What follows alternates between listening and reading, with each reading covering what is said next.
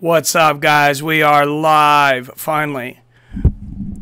For real this time. This is the real me. It's not a stream. Unfortunately, I was tied up a little earlier today. We'll talk about that in a minute when everybody gets in here, what exactly was going on. But let's just say it's a crazy day in the world of MMA. And you guys probably know a little bit of it, but maybe you don't know all of it yet. Until we talk about it and talk about where I've been today.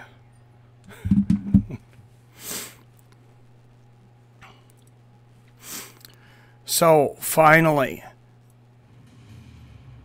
Bellator 200. You guys have been watching my promo, putting up with it all day. I appreciate that. 5,500 views. Helped me end up getting a lot of minutes. Should make it for sure. So for sure, I pass the 1 million minute mark this weekend. And that was a big goal. I had wanted to do it last weekend, and we unfortunately weren't even close yet. But that's okay, because we're going to get it this week. Between this, UFC Liverpool, everything else that we're going to have going on, it's going to be a great week. I'll tell you, like, you know, we got Stephen Thompson.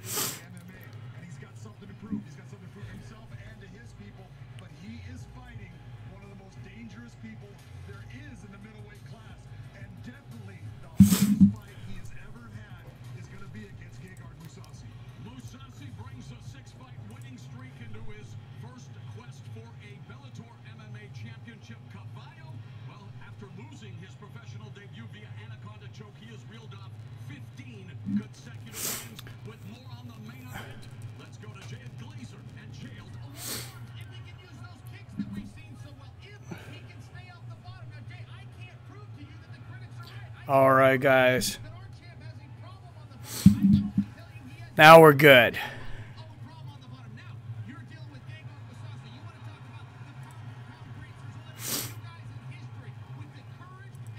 I'm not sure why that was showing my screen there, but we got it figured out now.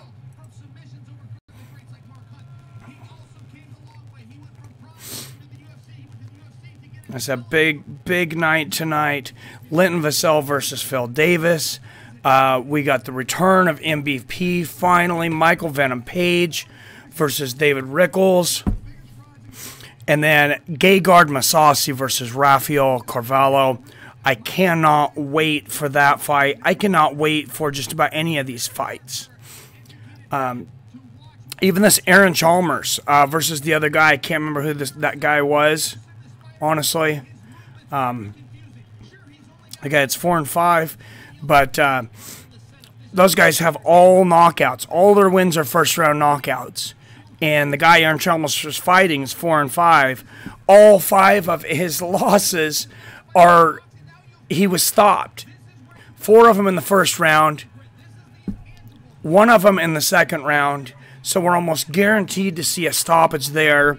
David Rickles, I've said in the past, super aggressive. Mousasi, I don't know, they would have Bellator 200 on tape delay. Come on, Scott Coker. Oh, please do not tell me who won. Did you just tell me who won? If anybody tells me who won, okay, that's your warning. Anybody gives anything else, anything away, I hope that's not real, 7. Anybody gives anything else away, I'm seriously going to suspend you from the channel for a month. So I do not have any control of this. In the States, we haven't seen this yet, dude. So, I love you, Seven, but fuck you for the spoiler, man. Keep your shit together. We've been waiting all day to watch this, man. Yeah, let's talk about that, though. In all honesty, I love you, Seven. If he does that, be awesome. Yes, please. No spoilers, guys. All right, you're messing with me. I wasn't sure there, Seven. Yeah, no, seriously, the warning is out there right now. I'm going to put in there any spoilers. I'm seriously going to kick you out of the stream, and you're banned for the channel for a month. I hate to do that, but that's what I have to do. And if you want back on the channel, you're going to have to email me at Fights with Friends and tell me why you should come back on. That's how serious I am about this. I really didn't want to put it out there in the description or anything because I didn't want to give people the idea. But the idea is out there. You know, people are going to think about it. So I'm a little miffed as to what to do about that. So hopefully we can get through the night without finding out who won. But yeah, I don't know if I don't think that was Scott Coker. I doubt that was Scott Coker because FS1's done some things where the stream hasn't started on time and there's other things going on. And I guarantee you Dana White has nothing to do with that. I want to think this was Paramount. Now not streaming the prelims, that seems like a Bellator issue. And apparently their app was down all day. From what I hear from people, nobody was able to get anything on the app.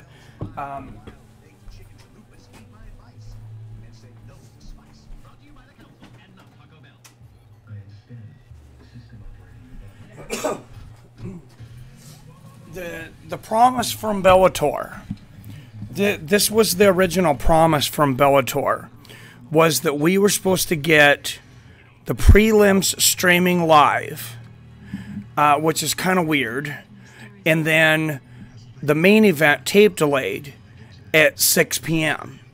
Pacific, 9 p.m. Eastern, which is where we're at right now, since I was just watching the prelims. Were you watching it on the Bellator app? Maybe it's loaded now. I tried it at work. I was trying to get some things, try to watch some of it on my lunch, and there was nothing, and everything I was hearing in the stream all day was that people weren't able to watch the prelims. Where are you at again, Seven? Excuse me, I forget where you're at, though.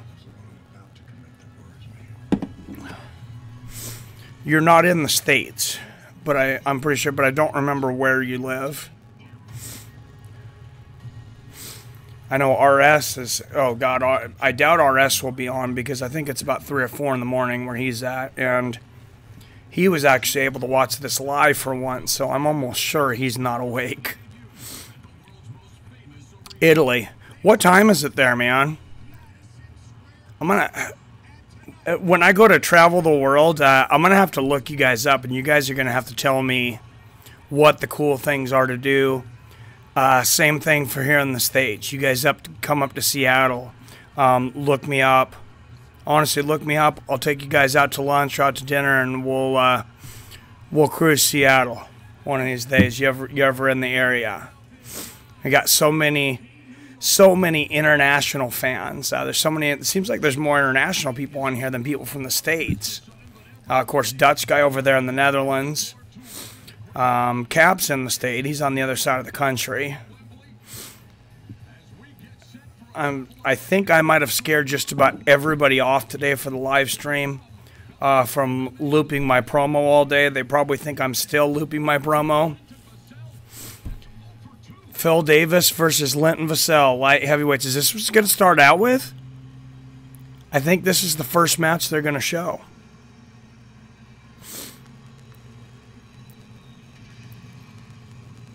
You watching this with me, Seven? I hope we got some people in here. We got a few more people in here. This is actually the event now, guys. Thank you to everybody who subscribed today, though. Anybody who's new in here, that's a new subscriber, That stream got 27 new subscribers. So I said, thank you very much. 5,500 views, a ton of watch minutes. I know that was a lot of looping of the promo, but I don't think it would have been such a big deal if it hadn't been tape delayed. I just wanted to give people that wanted to see a promo for the fight. I wanted to, see them, hey, these guys are showing the promo. Linton Vassell, 14 wins by KO or submission, 6 KOs, 8 submission. This dude's a beast. And he's been in there with a lot of great guys.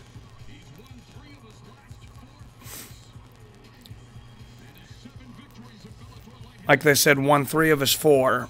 3 of the last 4.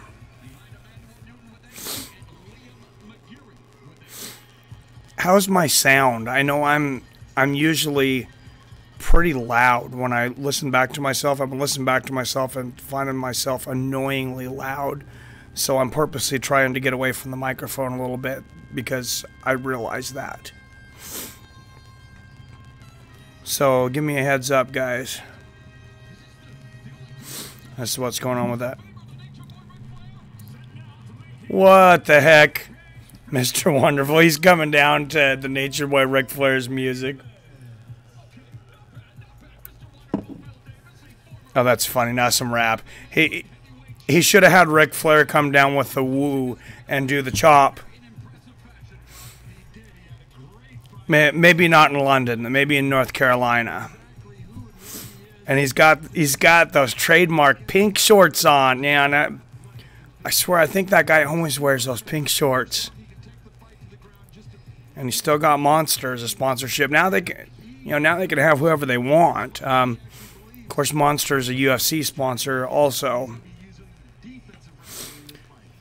But those of you just tuning in, Linton Vassell and Phil Davis getting underway. They're getting this underway quickly. So grab your beer, get yourself set. There's not a whole lot of filling out process right now. Chael Sonnen's in the booth, and we're ready to get on with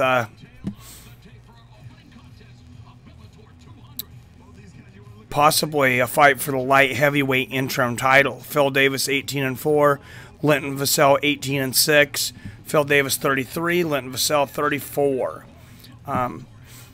So many stats there, very even. Obviously, the experience level that Phil Davis has faced has been much different. You got wins over Alexander Gustafsson and some of the other, and Minotauro Nogueira. Always get Phil Davis and Paul Daly mixed up. I'm like, didn't this guy just fight? That's great. He's a much different kind of fighter, though. Phil Davis is more of a wrestler. So if MVP gets through his fight tonight, which I suspect him to, I suspect probably a first-round knockout. That's just my guess. I haven't looked at anything all day. My guess is if Ryan Bader gets through and wins the heavyweight championship, the Grand Prix, this could be for the interim title and eventually for the title. There you go. Tim Bosch, Alexander Gustafsson, Molal, a lot of great victories. Minotauro Nogueira on Phil Davis's record. But, yeah, like I said, this could be for the interim title if Bader decides to take the heavyweight title if he wins it. But Paul Daly, even though he just lost to John Fitch, apparently he's on better terms now with Scott Coker. He kind of has to be.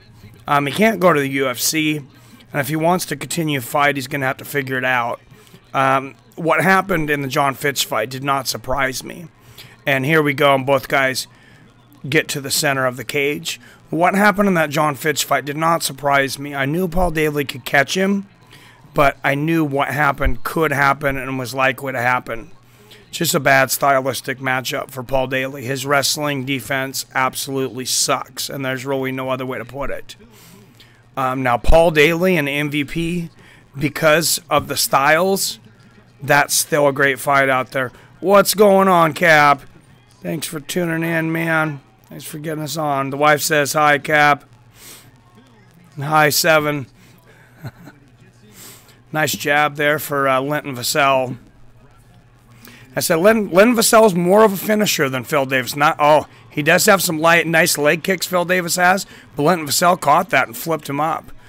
Davis is going to go for that takedown, though. No, it lands a right hand as they separate. Phil Davis really aggressive with the kicks tonight, even though he's already gotten one of them caught. Another one caught right there. Linton Vassell catches that leg kick just again for a second. The wife's ribs are doing much better. I don't think they're hurting too much. So that's a good thing, a blessing. So I thank you for you guys' thoughts and prayers. So one thing I would say when a guy is getting his kicks caught, though, on the leg kicks, kick lower. As you've seen the evolution, after 25 years, we've seen another evolution, it seems, this year of the leg kicks. And just like that with Linton Vassell, where they're just kicking lower. See, that was pretty low. Some of these guys kick almost to the back of the ankles, and that cannot feel good. Nice right hand there for Vassell. And then it becomes almost a sweep there. Vassell catches that leg again. But Phil Davis times it. It's almost like he set him up. Benson Henderson, when he was, I can't remember what fight he was in. He won a fight. The guy kept on catching his leg. I think it was Frankie Edgar. Oh, Phil Davis has got a guillotine here. Oh, he's going for a guillotine, possible guillotine. Now Vassell's out. Davis pushing him up the fence. Davis very good in the clinch. One of his strongest points. And they were just saying, you know, that's why I say Linton Vassell really doesn't have a path to victory in my mind. Because Phil Davis has never been stopped, unless he gets stopped for the first time. I mean, it could happen. Nice low leg kicks there from Linton Vassell. And anything can happen in a 3-round fight, especially, you know, when you have judges that may not be the best judges in the world. You never know some of these decisions they're going to have. Like I was talking about with MVP's last fight against Fernando Gonzalez. A lot of people were going on about that split decision. Come to find out, 2 of the judges had it 29-28, which I thought was the correct decision. That's what I had it. I thought it could have been 30-27 for MVP. But then the one judge had it 30-27 for Fernando Gonzalez when there was one round that he did literally nothing in. All right, Stewie, then get out. All right. Okay, Stewie, you weren't in here earlier. And here's the warning is, anybody spoils any fights, and I didn't want to put this idea out there, but anybody spoils any fights, not only am I going to leech you and kick you out, I'm going to ban you from the channel, and you're going to have to email me at Fights with Friends to ask me to come back. Oh, Linton Vassell missed that kick, and Phil Davis comes back with a right hand and a nice kick to the body there. Yeah, Bellator, that was one of the most epic failures of all time. I mean, I thought FS1 knew how to screw up. Nice right hand there for Phil Davis. But Bellator just, I mean, they rose the level of dropping the ball. I mean, they are the Charlie Brown of sports right now. These guys exchange kicks. Nice left hand there from Phil Davis. Nice knee. Another nice right knee and a right hand there. And that should seal the round for Phil Davis, I believe. I don't think Vassell did enough other than that to win it. I thought Phil Davis was more active. I thought it was pretty close up until that flurry. And he might have stole it there. I would say 1 round, Phil Davis. Bellator messed up big not doing Bellator 200 live. It wouldn't even let me watch it on their Bellator app. Yeah, guys were complaining about it on the stream all day. As you see, I was looping my promo, and I know that was annoying to those of y'all that were waiting to watch the fight, is that it had already happened live, and that was maybe the thought process. Hopefully you didn't see the winners. I don't think it would have been that big of a deal though if the fights had been at 6. It was put up for people that, you know, to make people want to watch the fights and to hype the fights. Phil Davis wins MVP and Mousasi. We knew this was going to happen.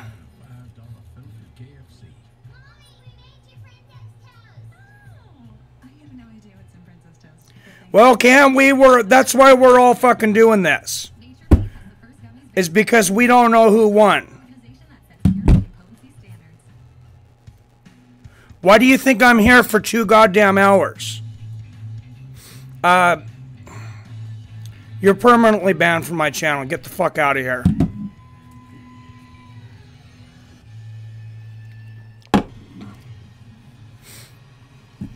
You don't need a warning. Who the fuck would think that's a good idea?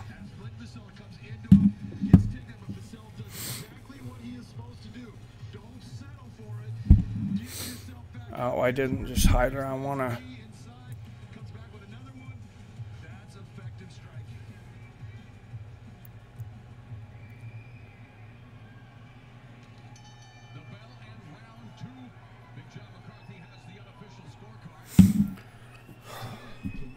Apparently, it's only letting me suspend her for 300 seconds. I don't know how to kick her out than that, but we'll just keep doing that. All right, round 2, Davis and Vassell. I don't know who won this fight, so sorry about that, guys. Hopefully, everybody didn't see that. All right, here we go, round 2. Looked like Phil Davis won the first round.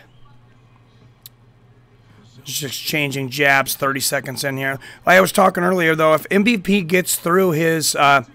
fight with David Rickles, which I fully expect him to do.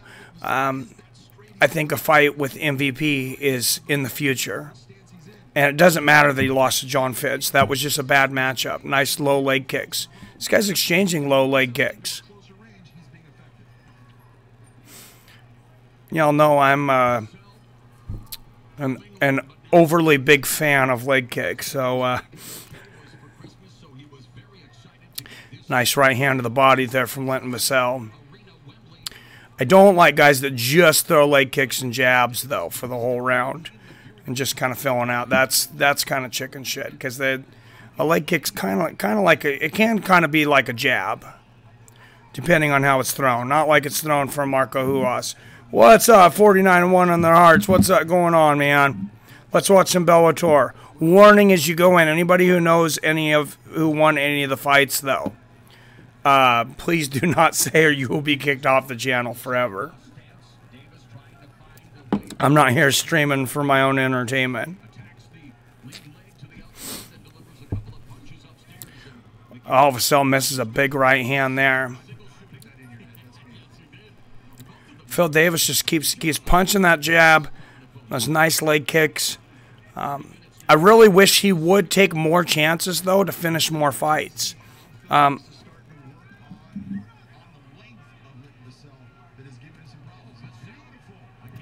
What's going on, Zoltan? Yeah.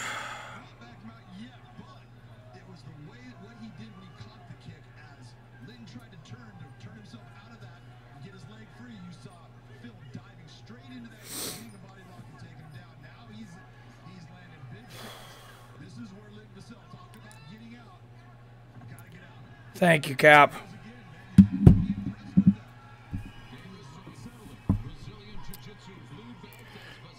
Nice knee to the body there from Davis. Fight started. What's going on, Zoltan? How you doing, man? Thanks for tuning in. Yeah, the fight started quick. Phil Davis and Linton Vassell right out of the gate. 3 minutes into the second round. I think Phil Davis won the first round. Phil Davis has got... Oh, he had Vassell in the guillotine there again. Nice knee up against the fence. Davis is really good in the clinch. I'm surprised he really hasn't gone for the takedowns. He's been more striking, landing the leg kicks, front kicks and jabs. I hate to do this to you, Cap, but I usually don't look down at the chats during the stream anyways. So if during the rounds, if you could delete those for me. I don't want to see who won anything else. I only remember one of them, honestly. I was trying to tune it out so much. Nice exchange of jabs there.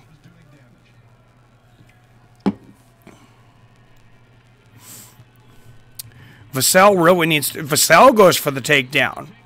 That's surprising. Smart, though, and he gets it.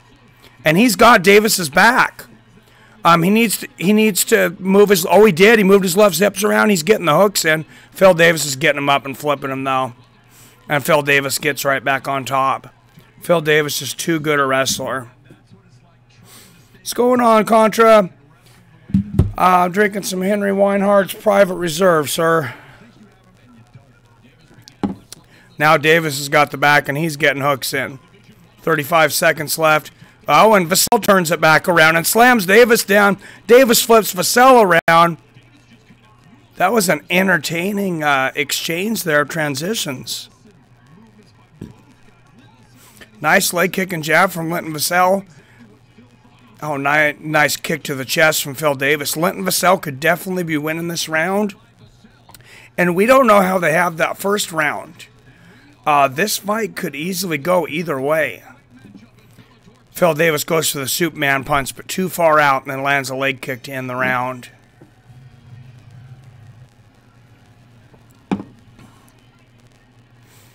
I don't know that either one of these guys has done enough to get tired.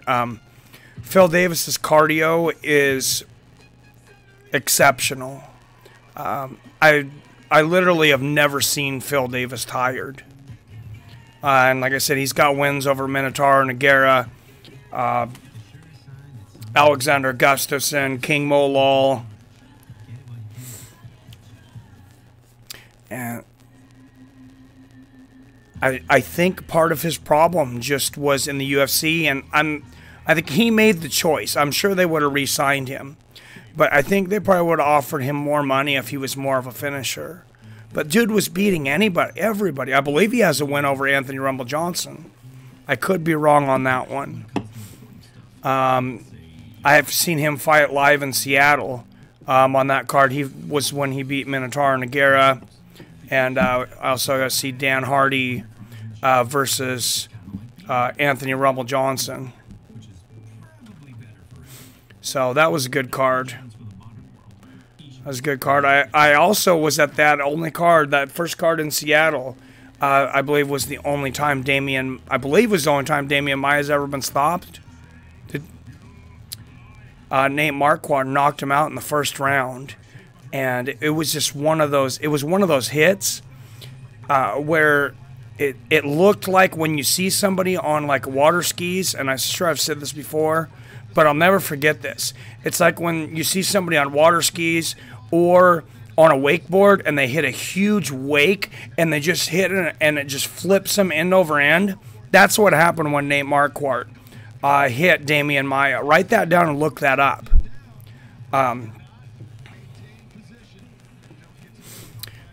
If you want to see a really cool knockdown or knockout, man, watch Damian Maia Nate Marquardt knock out Damian Maia at the UFC Fight Night in Seattle. Young David was actually with me in that one. That was, God, he was young. I believe he was like 7 or 8 years old. All right, round 3. Here we go. Commentators are saying they got it, Phil Davis, both rounds 10-9. But with this little action, you never know what's going to happen.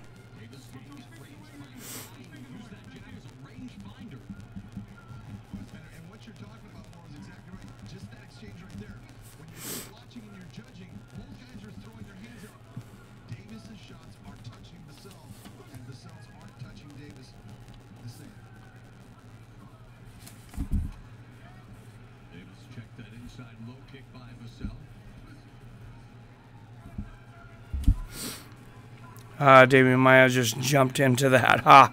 Yeah, he did. That was freaking crazy. I guess he learned from that. Oh, nice right hand over the top there from Vassell. Oh, beautiful head kick! Phil Davis! Shin to chin and the right hand afterwards. Mr. Wonderful Phil Davis just knocked Linton Vassell the fuck out. And the bow. Jesus. Just as I was saying, Phil Davis has an issue finishing people. Maybe he's been listening to that criticism because he did not go for a takedown tonight. He reversed the takedown from Linton Vassell. He stood and he struck the whole time. So maybe that was the plan the whole time, was he's like, I think I can beat Linton Vassell. I want to beat him impressively. Oh, there it was. Vassell misses that right hand over the top like I'd called. And, yep, and Vassell's left hand is down low, and Davis just comes up with that right kick. Here it is. Looks like a better angle there. Oh, bam. Yeah, that was right up between that ankle and shin, right on the chin. Bam. He's out, and the right hand afterwards, not necessary. The referee jumps in there to save Linton from any undue punishment.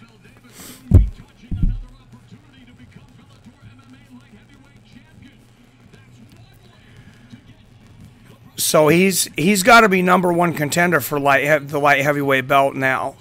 He lost the split decision to Ryan Bader earlier during the year. It's his only loss in Bellator.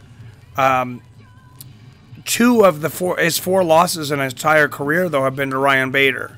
Once in the UFC, and then the split decision now here in Bellator.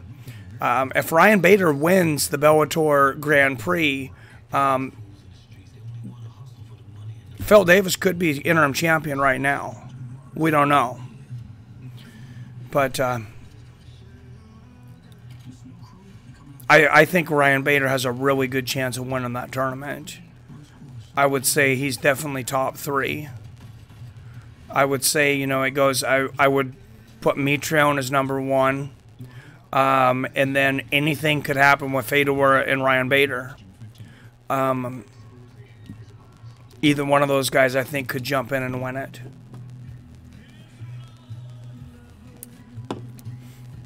I don't think Chael, if Chael gets far enough, he would have, and where he had to fight Ryan Bader, he might be able to get past some of these other guys with this wrestling.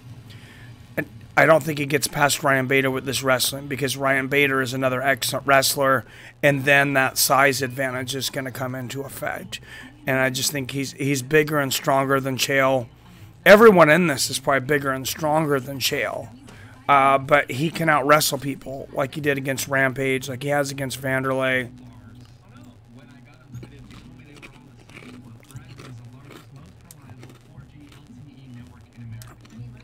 No vodka yet, Contra. It's in the kitchen, ma'am.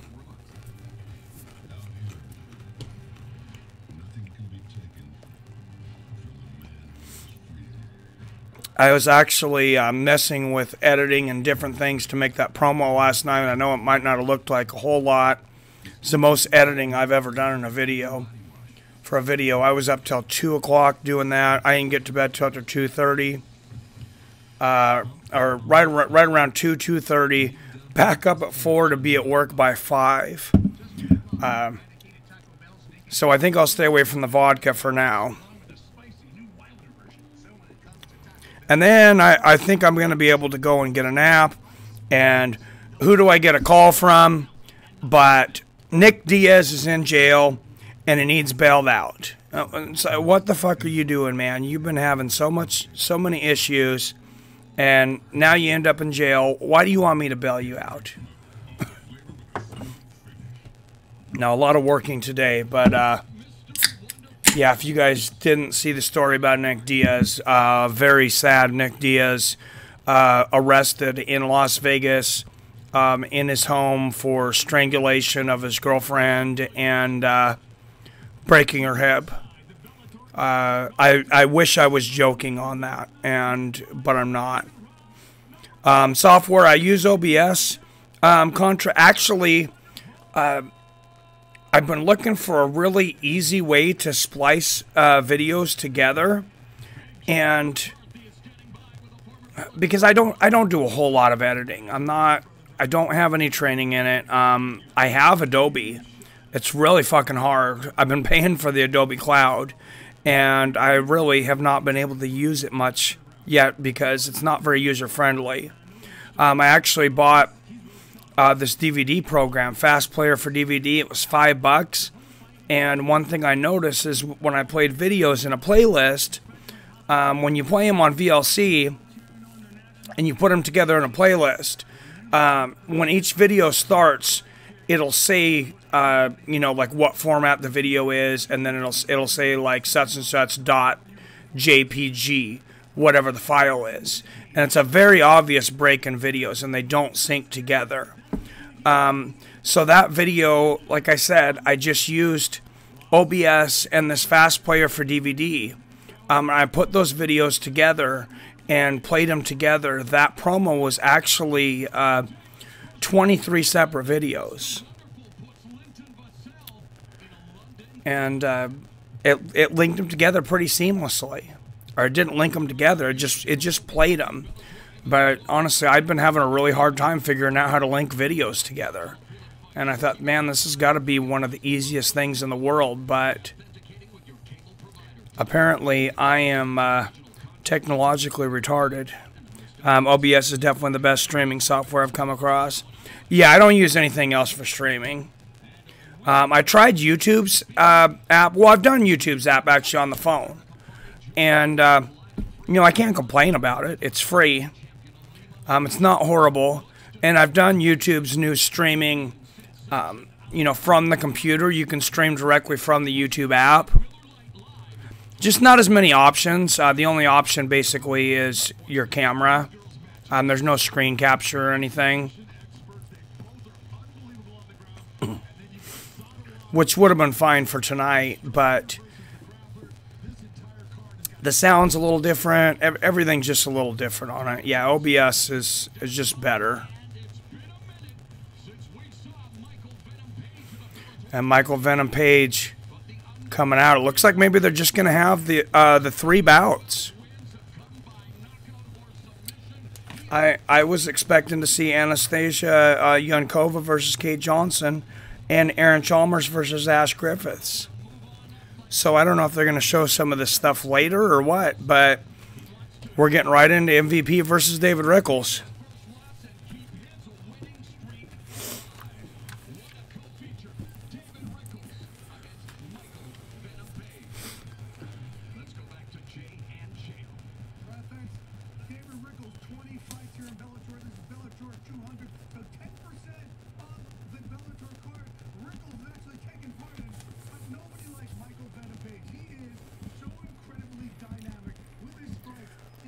What a huge win for Phil Davis, though. Like I said, in that first match, shin to chin, to get the striking knockout over Linton Vassell.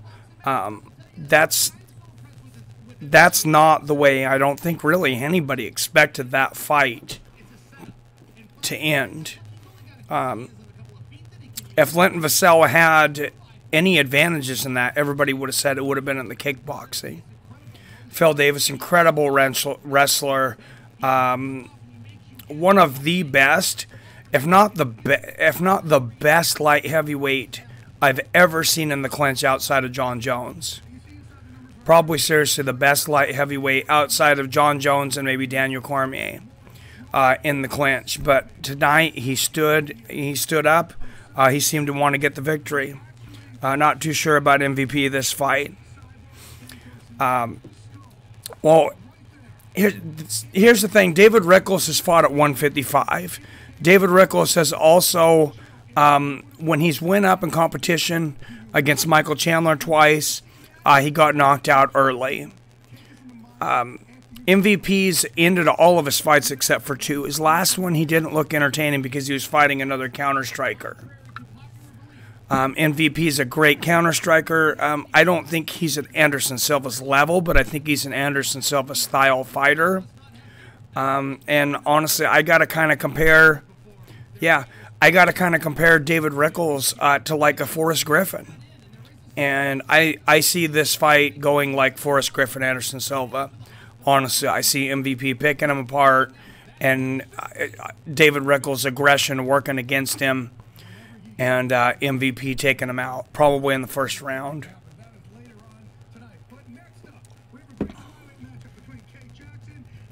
Oh, here we go. Kate Jackson versus Anastasia Yankova. 125-pounder Anastasia Yankova, known as the most beautiful fighter in the world. I don't know if that's self-proclaimed, Bellator claimed, whatever it is. She's got 225,000 followers on Instagram, so, and I don't think it's for her fighting skills, unfortunately.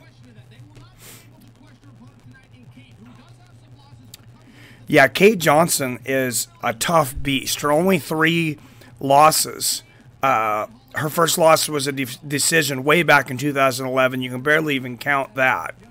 And then her only 2 other losses against Joanna Jędrzejczyk, of course, former UFC champion, and then Valerie Letourneau, who's a beast. Kate Jackson's got 5 knockouts and a sub. So only 3 of her opponents have made it the distance. Anastasia, of course, got 3 submissions. Beautiful scarf hold choke in her MMA debut, too, her pro MMA debut. And then 2 arm bars in the other 2 victories.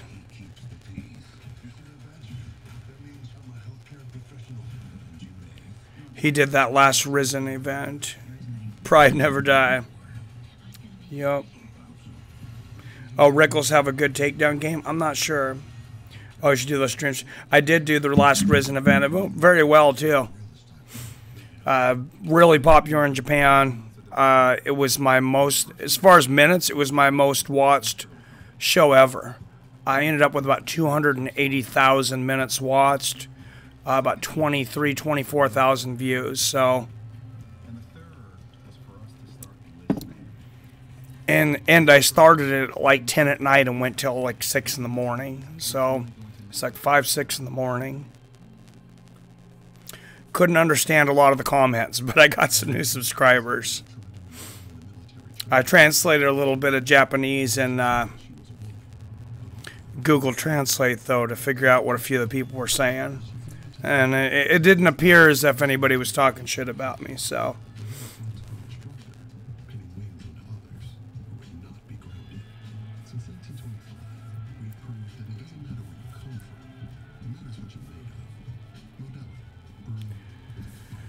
So I said, this one's really hard to call, though.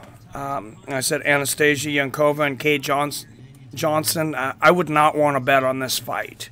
That's almost a coin flip. Obviously, I think it would be better in the value of Bellator for Anastasia to win. At this point, I don't know that Bellator really even cares about their value, since one of their biggest events ever, they can't even imagine, they can't manage to get it on U.S. television at the right time, if at all. But I think she's a big star, just like I thought, Fedor beating Frank Mir was huge for Bellator. Probably added $30 million worth of value easily to the brand. And then you have somebody, the UFC, they've had some good-looking women. But besides Ronda Rousey, they really haven't had a good-looking girl that was successful. You got Paige Van Zandt, way overrated. Michelle Karate Watterson, same thing. Not very good. Now you got Mackenzie Dern, but she can't make weight. So it's not a bad thing to have, a female fighter that's good-looking and that can fight. Call it sexist at the end of the day. Call it whatever you want. It's called knowing your audience.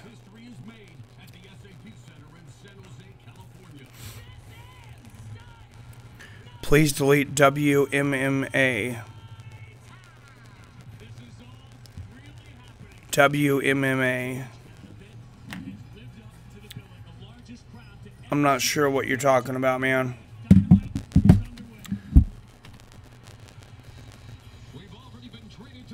Do I have something in my description written as WMMA?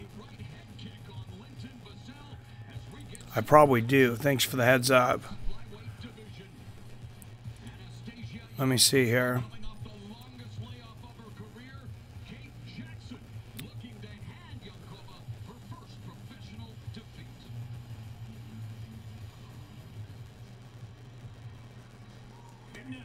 Why don't you like girls beating each other up?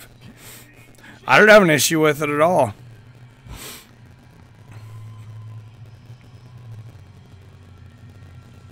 Contra apparently does. I got you. You don't like women's MMA. You know, some people don't.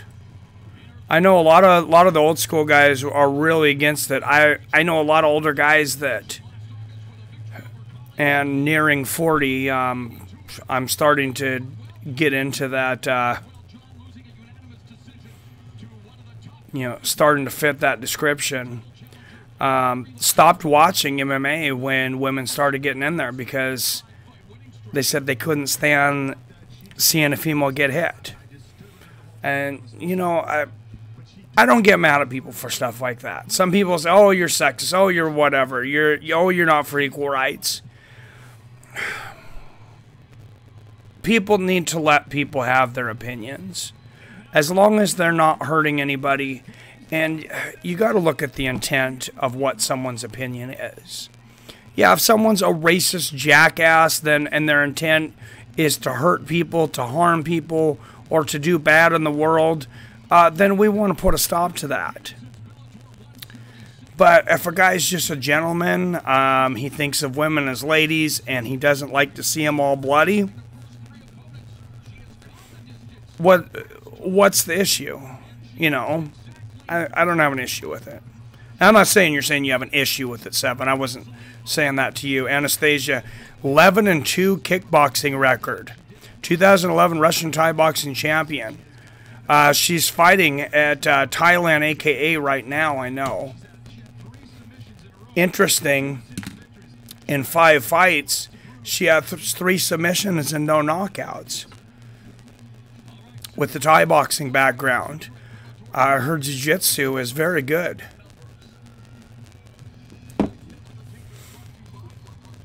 Three-inch reach advantage tonight for Kate Jackson. We'll see if she's able to use that. 4 years older than Anastasia at 31. Anastasia's still young at 27. She's still got, you know, a good 7-8 years left in her prime, possibly.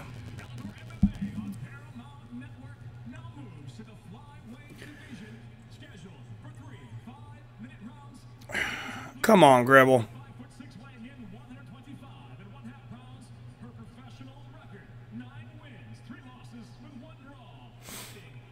I don't even want to joke because I don't know what's jokes and what's not. So don't even joke about a result of a fight that hasn't happened, or you're gonna get kicked.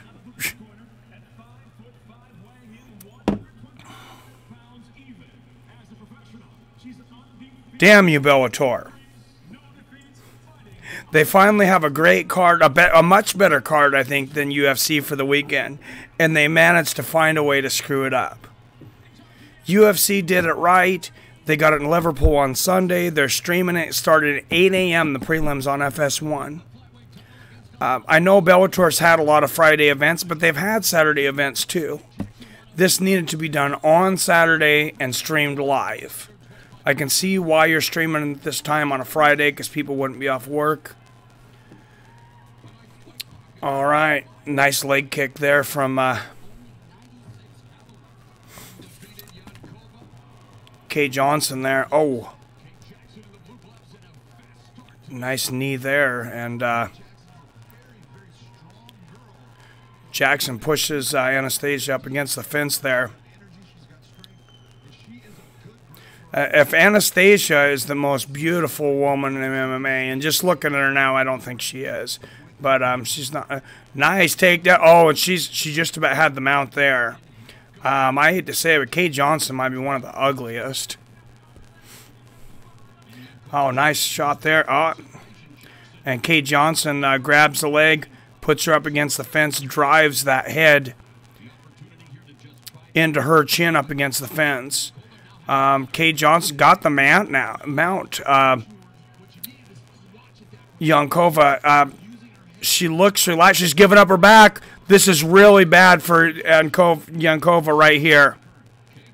She is in a world of hurt. Kate Johnson's got her back. She's raining down punches.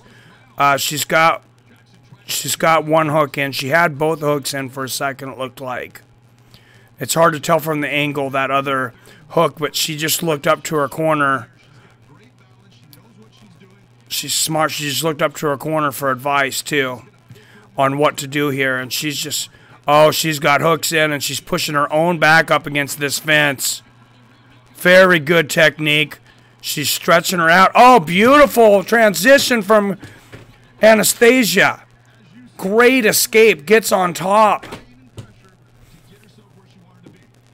Jumps into half guard, and Kate Johnson flips her back over, but great escape from Anastasia Yankova. Oh, that hurt, and Kate Johnson is on the back of Anastasia Yankova again, and she's got those hooks in deeper this time, and she is landing some brutal ground and pound. Oh, she's got one hook in now. But she's laying with all of her weight. She's almost choking Anastasia out with her own arm. This is really interesting. She's pushing Anastasia's head and neck into her own arm. That's a good way of isolating her hand from getting her to hit her. And Anastasia going for that wrist control. That's what she needs to do right now, is try to grab those wrists. Because she needs to stop getting hit with those hammer fists and elbows. But this is a horrible first round for Yankova. More ground and pound there for Kate Johnson. Oh, that is. Oh, and she just lifted her neck up. Oh, and she was able to rip it off. Horrible mistake there from Anastasia.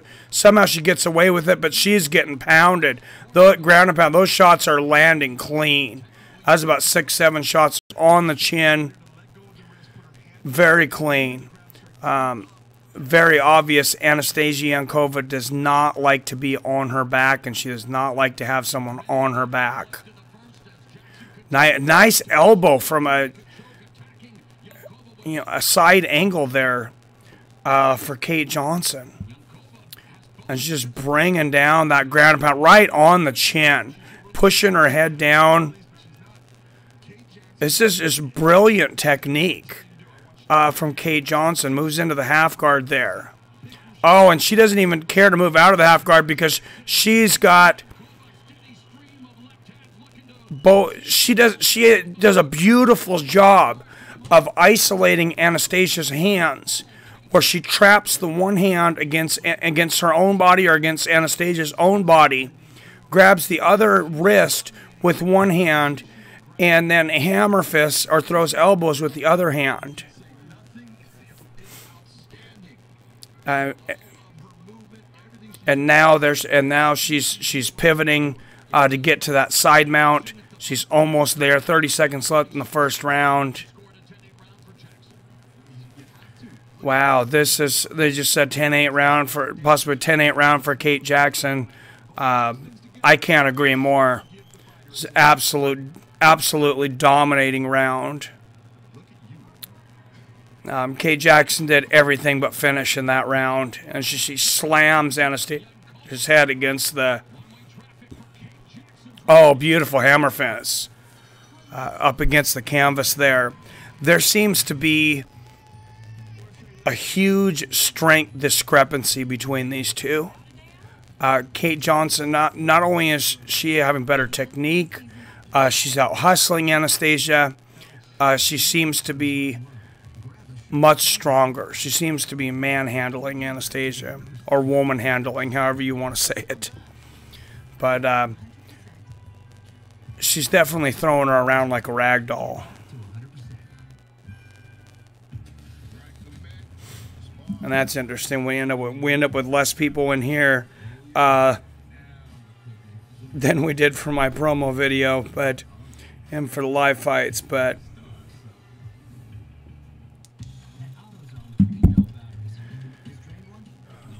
that's fine. Let's talk a little bit though who here seen, I believe it was RS that told me earlier on the stream, because I was working and then I had to look it up. Nick Diaz was arrested for strangulation of his girlfriend in Las Vegas, held on $18,000 bail. The one thing for Nick Diaz, I mean, I guess he's not going to get a USADA's whereabout violation. Everybody knows where he's at. He's in jail. You know, even with the thug image for so many times, so many people followed both Diaz brothers, but especially Nick for so long, myself included, and so disappointing. I mean, I was, you know, I'm not saying I was under the, you know, under any impression that, you know, he was some kind of upstanding human being, but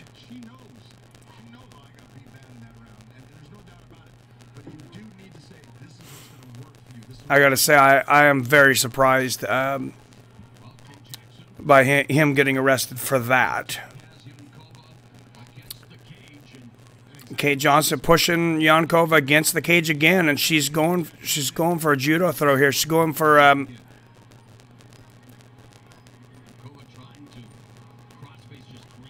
Tayatoshi there for a minute, which is over the leg throw, but and nice knees in there. I knew Kate Johnson was a tough matchup. She's been in there against a lot of tough girls.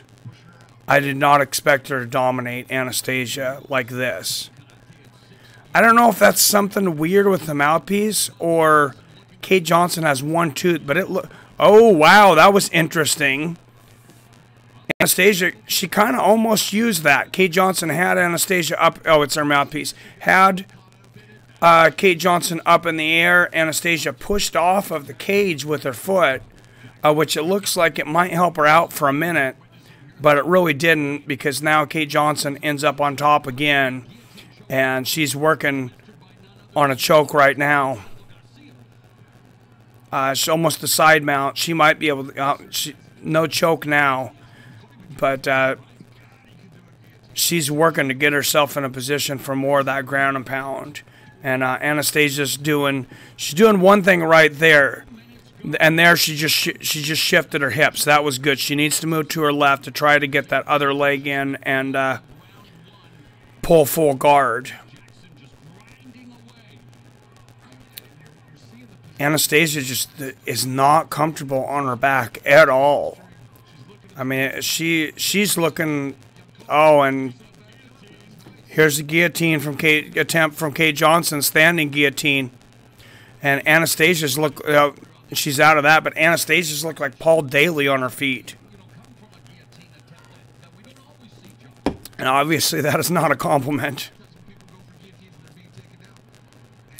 2:20 left in the second round, and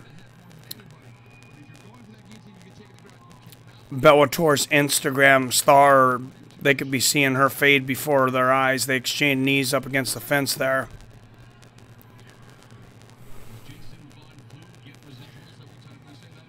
Not a whole lot of action there. Anastasia's able to break. Oh, nice knee for Kate Johnson. Kate Johnson, good dirty boxing. She's going to go for this takedown again. She's really fighting for it. Anastasia, she's trying to stand. But with the two submissions, I would have really thought Anastasia, or 3 submissions in 5 fights, I would have thought she'd be better on her back. The names weren't on the list for Anastasia, though. I mean, only 5 fights. She looked impressive. But, you know, those top names weren't on the list. Oh, nice exchange there by both girls. And nice knee from Anastasia as Kate Johnson comes in. Almost allowed Kate to get the takedown there, though. Oh, another nice knee to the body there from Anastasia. But Kate is just leaning all of her weight on Yankova and wearing her down.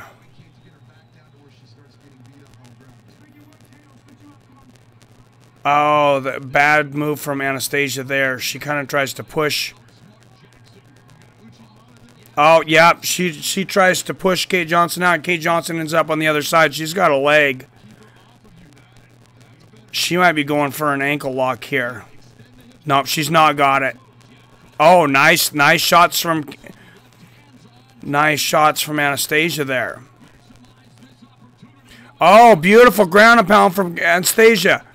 Right, left. Those shots landed solid. Nice elbow. She's got a lot of work to do to win this round with only 15 seconds left. But that was some nice ground and pound. Nice punches, some nice elbows. Go to that body. Oh, another nice left hand there. And hammer fist there from Anastasia.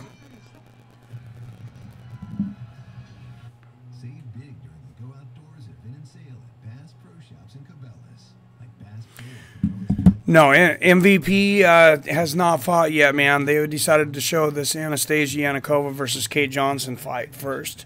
Hopefully they show our Aaron Chalmers versus Ash Griffiths too. Just because I'm pretty damn sure that fight's going to end in very quickly.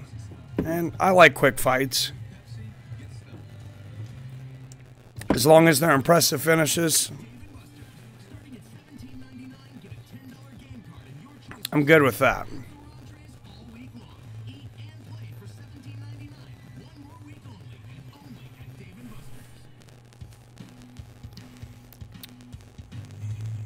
There's Dave & Buster's commercial. I always love it when we get the commercials for the restaurants that we don't have around here. They've been talking about building a Dave & Buster's near us. You'd think we would have one around Seattle, but we don't. I like the idea of going and playing video games, drinking beer, and watching Bellator. Why the hell not? Or just playing video games, eating steak, and drinking beer. Kind of looks like Chuck E. Cheese for adults. I don't know how many of you guys have been to Dave & Buster's, but those commercials make it look pretty damn fun.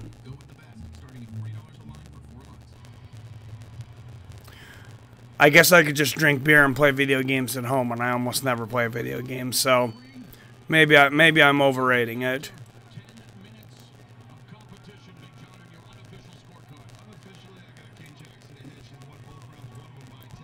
Oh, nice kick to the body there for Kay Johnson, and Anastasia pushes Johnson up against the fence. Oh, and Johnson with a flurry of punches there punishes her. Oh, gets double underhooks for a minute. Nice knee to the body from Kate Johnson. She's just getting a lot of positions easily on Anastasia that you should not be getting on other fighters at this level, at the level of Bellator. That easily. Kate Johnson, she's pulling her behind her, trying to pull her down from her back again now, and now she's pushing her up against the fence, and Anastasia lands a knee. But Yankova's shown very little in this fight so far. 4 minutes left in this entire fight, and she has to need a finish, either a knockout or a submission here, and she's not doing it with her back up against the fence, that's for sure. Kate Johnson just relentless with these takedowns. Oh, nice right left from Kate Johnson, or a nice knee there from Anastasia.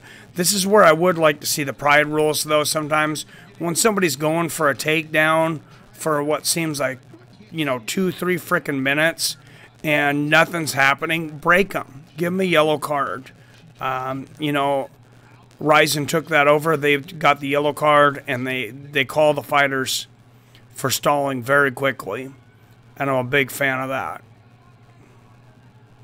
He's also a big fan of those kicks and knees to the head. Oh, nice left hook off the fence there for Kate Johnson. Excuse me, Anastasia lands a nice left hook. They both landed flurries there, but I'm not sure who's winning this round. Oh, nice left hook there from Kate Johnson. Kate's obviously the aggressor. She's trying to get the takedown, but does attempting a takedown for an entire round. Oh, and Anastasia falls on top of her there. This is a good opportunity for Anastasia. She needs to take advantage of it. She almost has to be losing on all scorecards if the refs are paying attention to this fight at all. So she needs to go for a knockout or submission here. She needs to make something happen.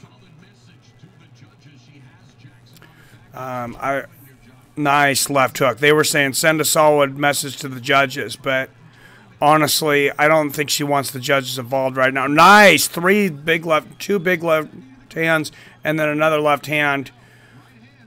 When she gets in the position, she lands some solid knockout ground and pound, and Anastasia Yankova gets the side mount. And Kate Johnson looks very, very tired. She may have worn herself out. Now, remember, Anastasia's got that scarf hold arm lock in her first win. Where move, she could get the arm lock. She could get the arm triangle choke from here. You know, there's several different chokes and arm locks she could get from this position. I almost feel, especially for submissions, I think the side mount is actually superior to the full mount. Oh, and Yankova, she's almost got her back. Kate Johnson is just exhausted. But she rolls over onto Anastasia with probably all the energy she had left, 45 seconds. And Anastasia needs to make something happen. She needs to get up. And Kate Johnson raining down the ground and pound again. And she's got Anastasia's back. She may have 30 seconds left of energy right here. And now Anastasia Yankova's almost certainly got to be looking at her first ever loss. Oh, nice ground and pound from Kate Johnson to end the fight. Oh, uppercuts from underneath. Hooks, elbows. Oh, those are brutal elbows. She's trying to get the stoppage here. Right hands, elbows. She could have stopped it right there. The ref says, I'm going to stop it. That was very, very close to being stopped. Brutal ground and pound. Time in the fight, we just ended. That was the end of the fight for Anastasia Yankova and Kate Johnson, 7. What's up, Cap?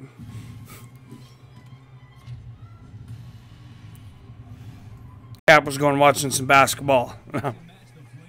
I think there's basketball on tonight, right? I honestly used to be one of the biggest basketball fans. And I'm just that much of a stubborn ass. I stopped watching when the Sonics left town, when they sent them to Oklahoma, and we never got another team. And they've been promising us another team since they've been gone. I think it's been damn near 10, 11 years. 10 years, I think, from 2008.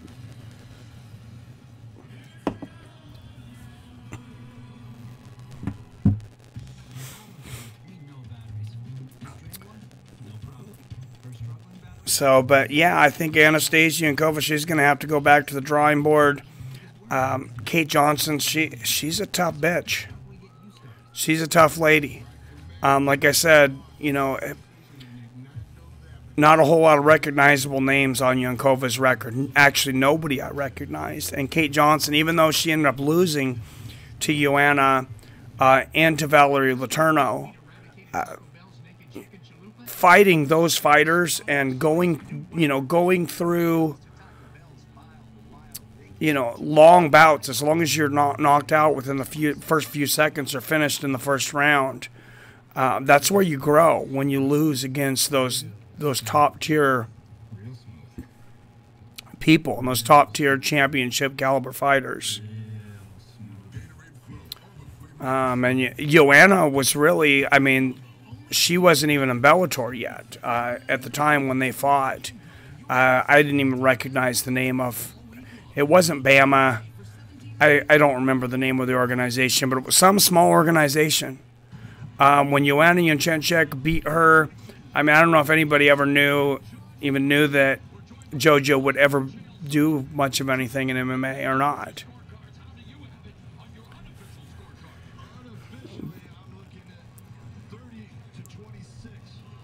Unofficial 30-26. John McCarthy says, "Oh, that looks like a broken nose." Also for Anastasia, she needs to get out of MMA and into modeling. I was just talking about how they had a beautiful woman that could fight.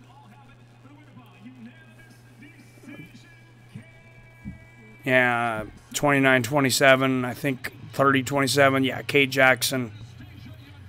Unanimous decision, wins easily.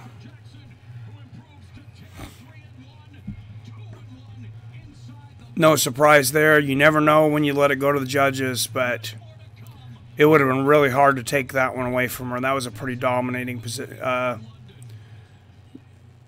performance.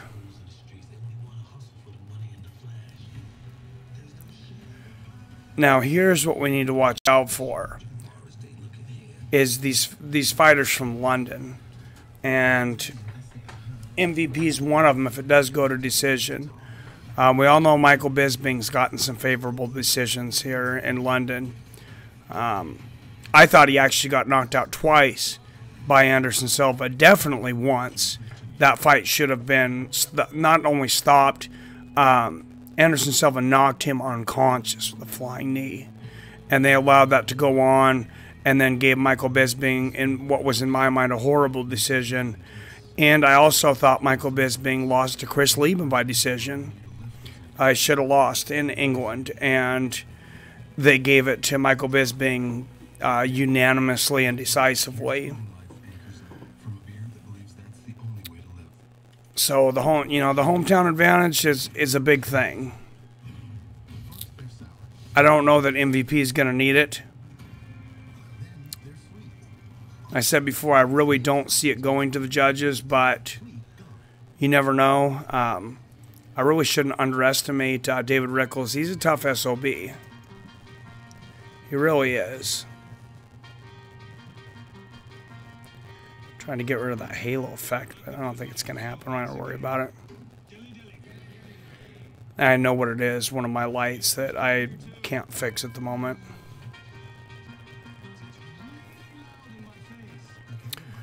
I'm going to be moving this all up into upstairs into my studio here soon, as the mother-in-law is moving out into her own place, so we'll have a little bit more inside in there.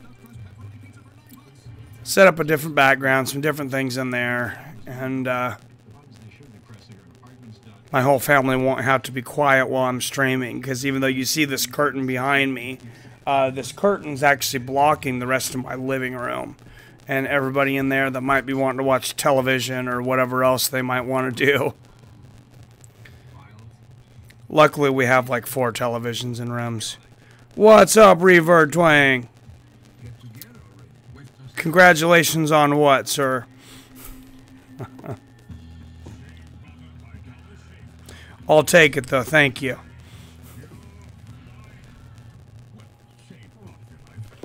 Congratulations. So, March 9th was the first time I streamed from this channel, and that was as Mike Reviews. So I said, no, that was not a real successful channel. That's why I switched over to MMA. I like it, Reverb Twang. You caught me off guard there, brother. That was a good one. But like I said, March 9th, I started this channel off as Mike Reviews It All. I think I went to Fights with Friends after the Francis Ngannou fight. Francis Ngannou versus Stipe Miocic, sometime around there. So it's only maybe been 4 or 5 months. And we're sitting at, a lot more subscribers. I had less than 100 before. We got 2,125 subscribers. 25 subscribers from my stream earlier today. So that was pretty nice. Got a lot of people to subscribe. And they're not here right now, but they subscribed anyways. Rafael Carvalho right there, walking Bellator middleweight champion. But what I was going to say is once the numbers come in for that live stream from earlier, after this weekend, I'll have hit over 300,000 views and also over 1 million minutes watched. So that's a big milestone for the channel. I think that's a big milestone. Maybe not as big as 2,000 subscriptions, but for this channel where it was after 9-10 months, to be at 1 million minutes watched, I'm very happy. Because most of that is in the last 3 to 4 months.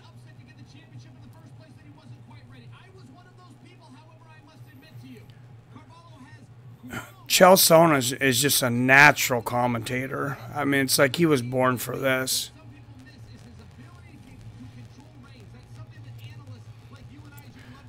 I mean, the guy, yeah, the guy talks a lot of smack. He can be annoying at times, but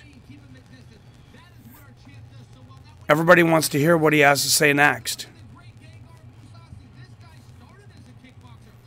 including me. You know, I listen to his podcast on the regular.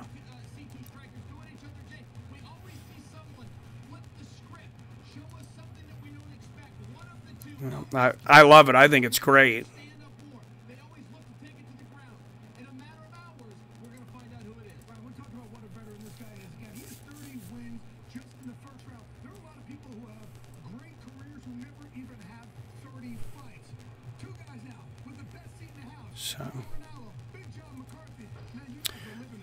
All right, here we go.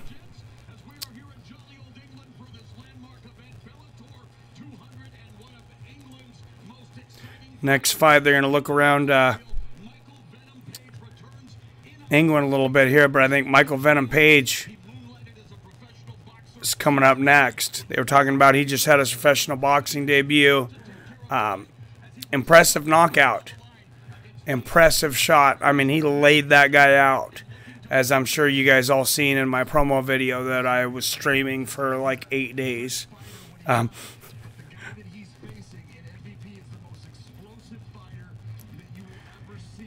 David Rickles just looks so much smaller at the weigh-in. I mean, the dude is tough. You can't underestimate David Rickles' toughness. He has talent. He has good takedowns. He's a top-level fighter. He's straight ahead. But that's what I've been saying all week is David Rickles coming forward a lot is going to give MVP a lot of counter opportunities.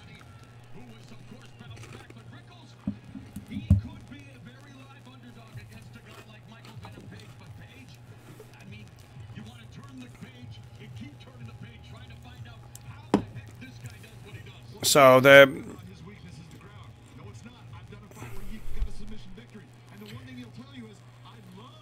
I mean that the upset could easily come. I mean David Rickles is he's a live dog for sure. But Aaron Chalmers versus Ash Griffiths is next. MMA record for Chalmers 3-0, 3 wins by KO or submission. All in the first round. Ash Griffiths 4-6. I thought he was 4-5. All 4 wins in the first round. All of his losses, he's been stopped, all but 1 in the first round. So I don't expect this fight to be very long. Like I said, I was hoping to see this. I was hoping to see this fight because I assumed it would be quick.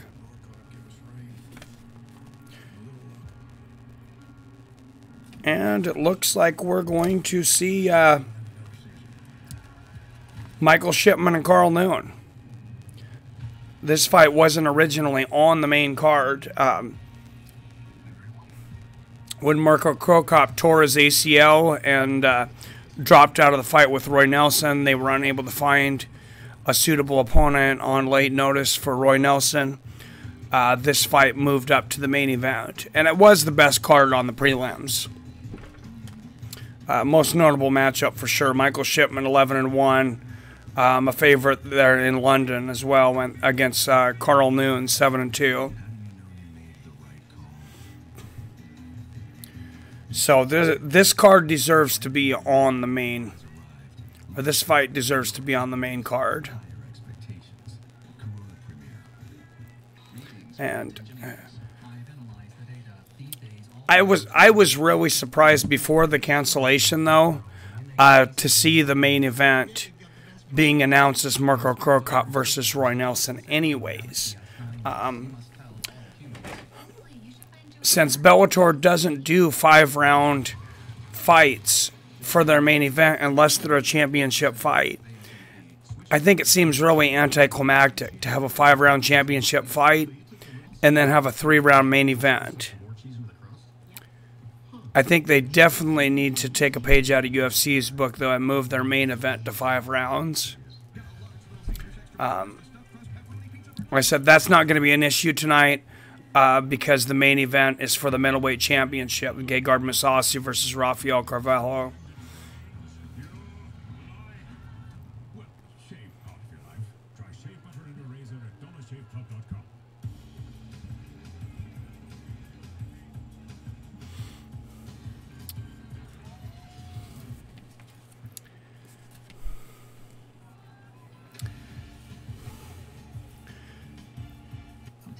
What was the deal with on UFC Liverpool, though, with it taking so long to get Neil Magny an opponent too? I didn't recognize the name of his opponent. He's on UFC Liverpool.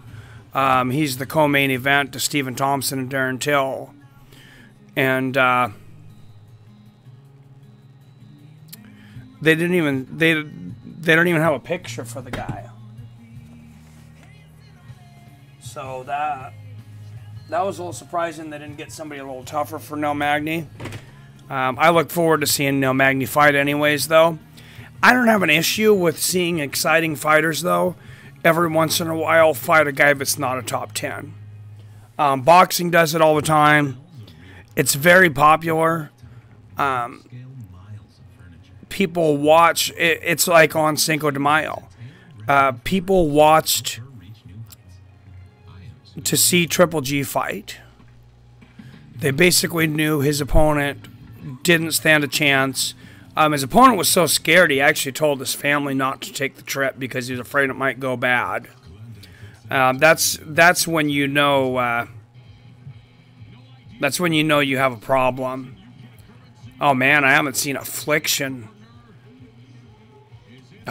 gear in a long time. 50 Cent in the house back there with Michael Venom Page shaking hands with Gegard Mousasi.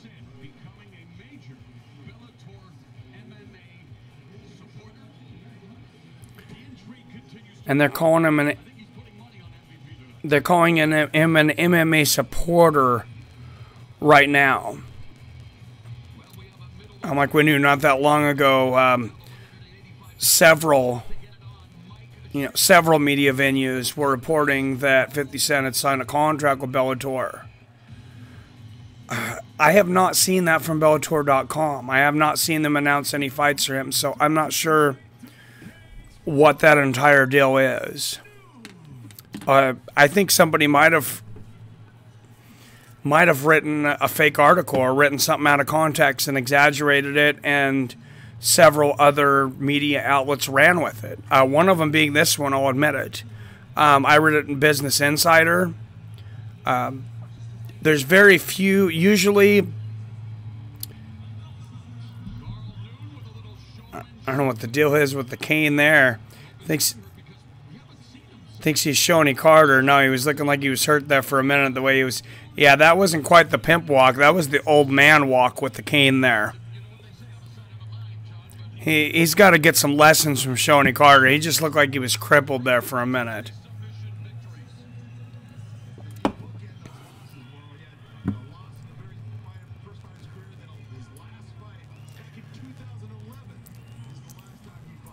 But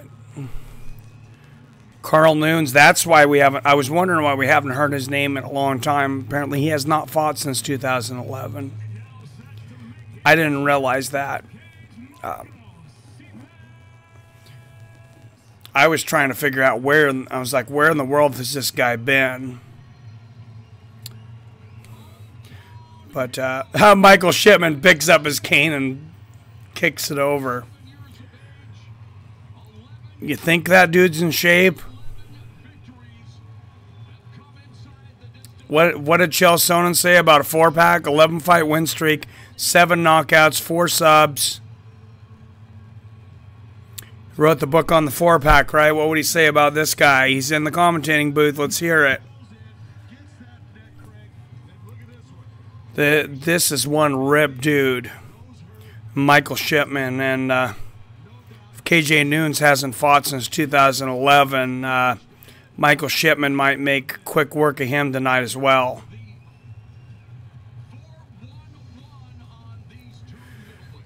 It's pretty hard to step away for that long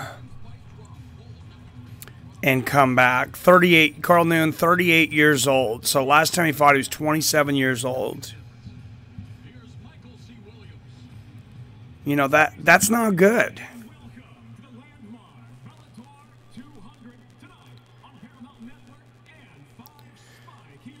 Landmark Bellator 200 that we couldn't figure out how to get the times right for the television show. But don't worry. We'll show it to you. We'll show it to you late. Karl Nunes, 6 or 7 wins by KO or submission, 5 in the first round, 2 knockouts and 3 subs. I said this guy was a beast back in the day. I wondered where he went to. I didn't realize it had been since 2011 that he'd fought. I just assumed he was fighting for Bama or one of these lesser leagues. All 11 wins by KO or submission, 8 in the first round, 4 knockouts, 4 subs. That's the kind of guy I like to see. Somebody who finishes fights. And it wouldn't hurt my feelings to see another impressive finish right here. Dan Mergliotta in there as a referee. He's one of the best referees out there.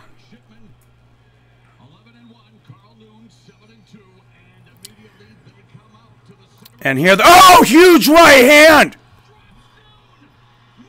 Michael Shipman opens with a huge right hand. Violent hammer fist, and it is over. All of 11 seconds for Michael Shipman. He just shot I wanted to say KJ Nunes. Karl Nunes like a rocket. KJ Nunes, of course, was a fighter back in the day. Wow. Tied for 4th fastest knockout in Bellator history. I want to see the replay on that right hand. That was murderous. Let's watch this again. He comes out, boom, right hand over the leg kick, and then just hammer fists. Oh, man, and he's out from his head bouncing off the canvas like a basketball.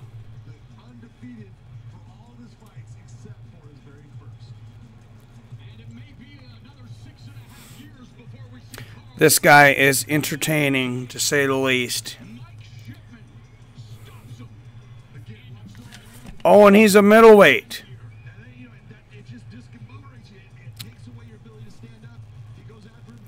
There's a few other middleweights out there, so he's actually a little heavier than Mr. MVP, but I wouldn't mind seeing this guy matched up against Paul Daly or MVP. Explosive power.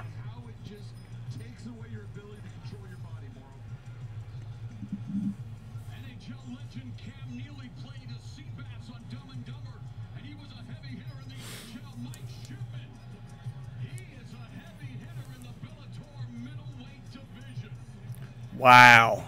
I said that was impressive.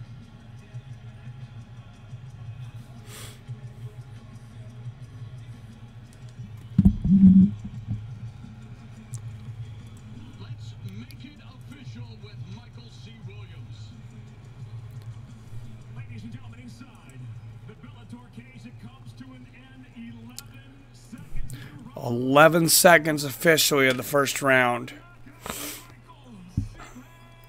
Michael Shipman and Karl doing nothing but getting a paycheck.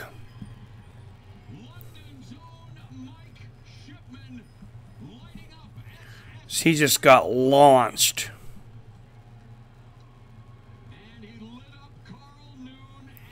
I mean, he hit him so hard, I thought he was going to knock that tattoo necklace off his neck.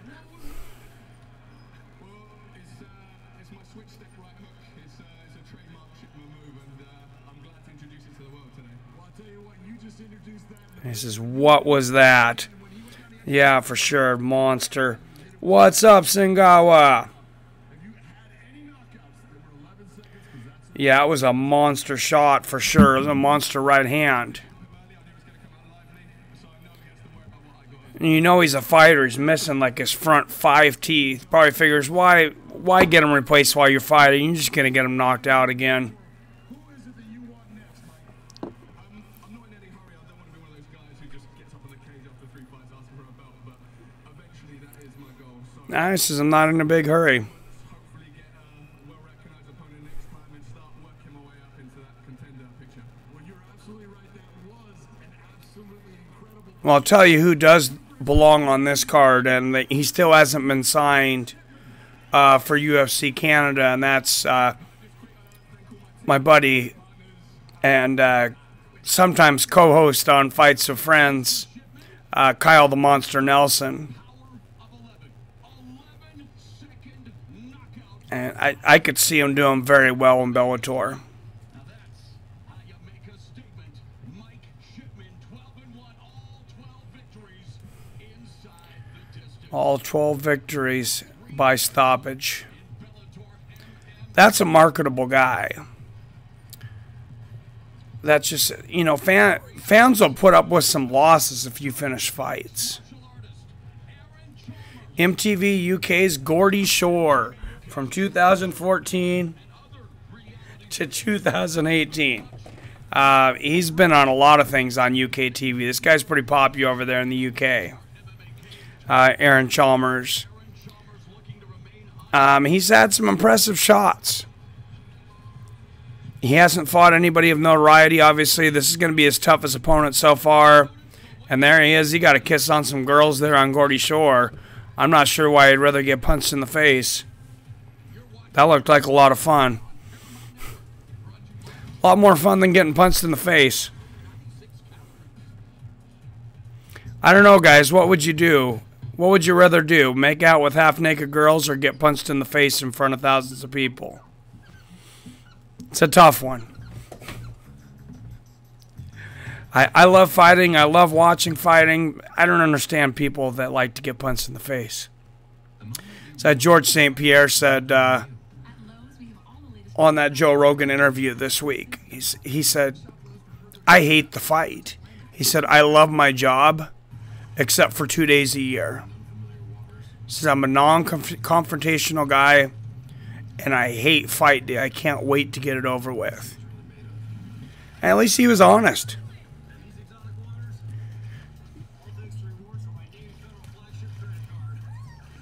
Yeah, I guess apparently, Zoltan, it's English. This is the first I've ever heard about it when I was doing this promo, when I looked the guy up. I never really watched Jersey Shore. Back in the day, I caught a couple minutes of it accidentally flipping in between commercials. But I never made a conscious effort to sit down and watch an episode of it. I thought it was just like kind of like the Kardashians with a lot more jackasses. But I don't know. Like I said, that looked pretty fun. So maybe I should have watched a few episodes of Gordy Shore. I'm going to take a quick bathroom break, grab a beer here, guys, and I will be back immediately. Throw a couple shout-outs there for me, Cap, so everybody... Oh, you just threw one out there. So people know I'm coming back. Oh, this.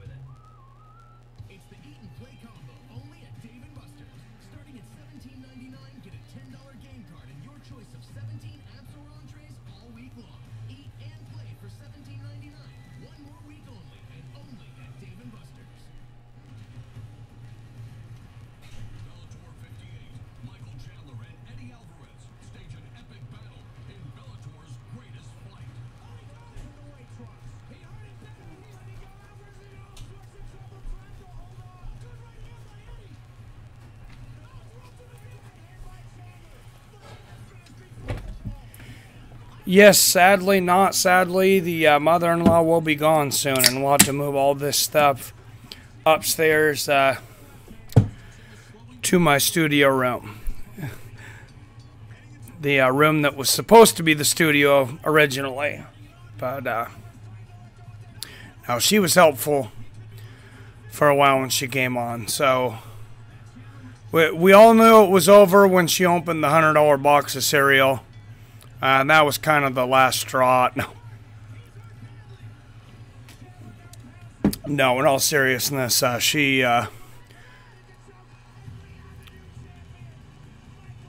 decided to move on. She found a place that she'd rather live by herself. Well, not by herself, but outside of here, outside of Lake Stevens, so...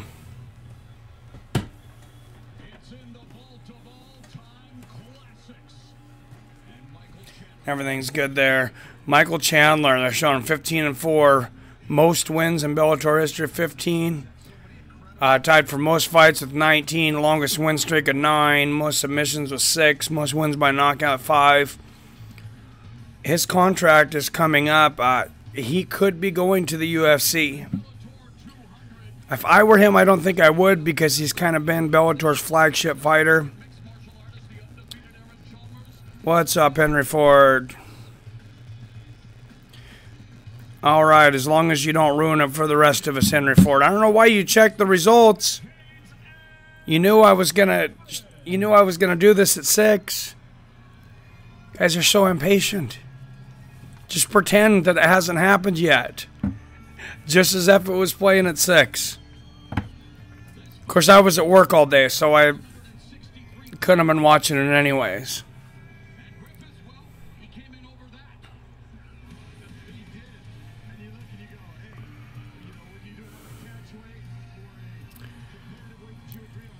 All right, here comes Ash Griffiths. I thought he was 4-5. They're saying he's 4-6. Began training kickboxing at 14 years old. ISKA English kickboxing champion. By far, Aaron Chalmers' toughest opponent to this point. Well, thank you, Henry Ford. A few people threw a few things out there, and I banned them from the channel for life. So...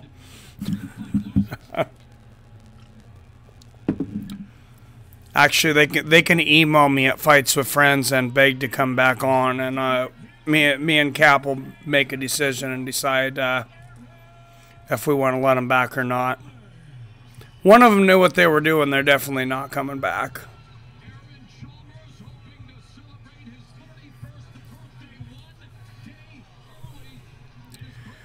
Day before his 31st birthday.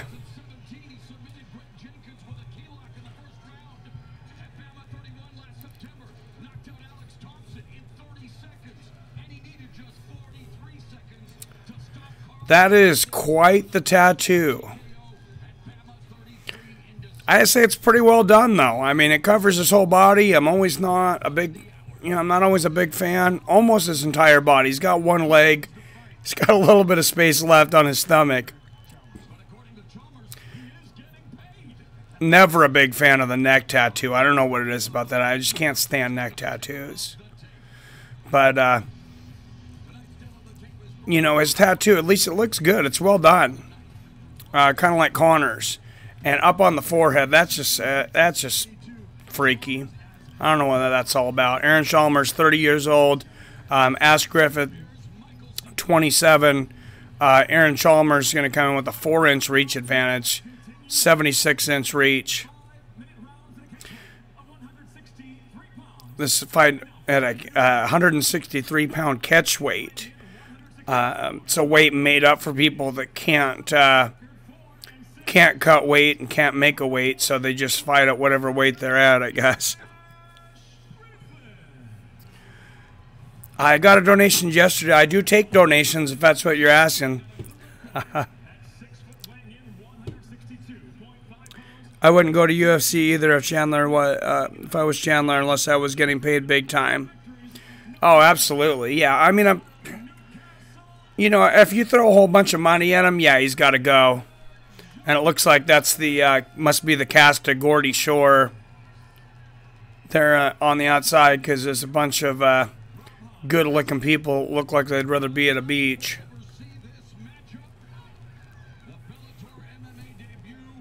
I don't know why I gotta hate so much on a show about a bunch of good-looking people. Maybe I'm just jealous.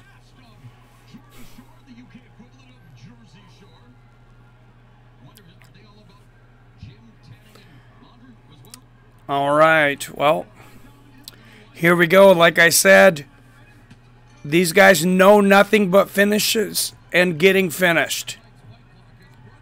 So I don't expect this to last very long. Nobody's been tapped in the first 15 seconds. And I don't expect much more filling out than that.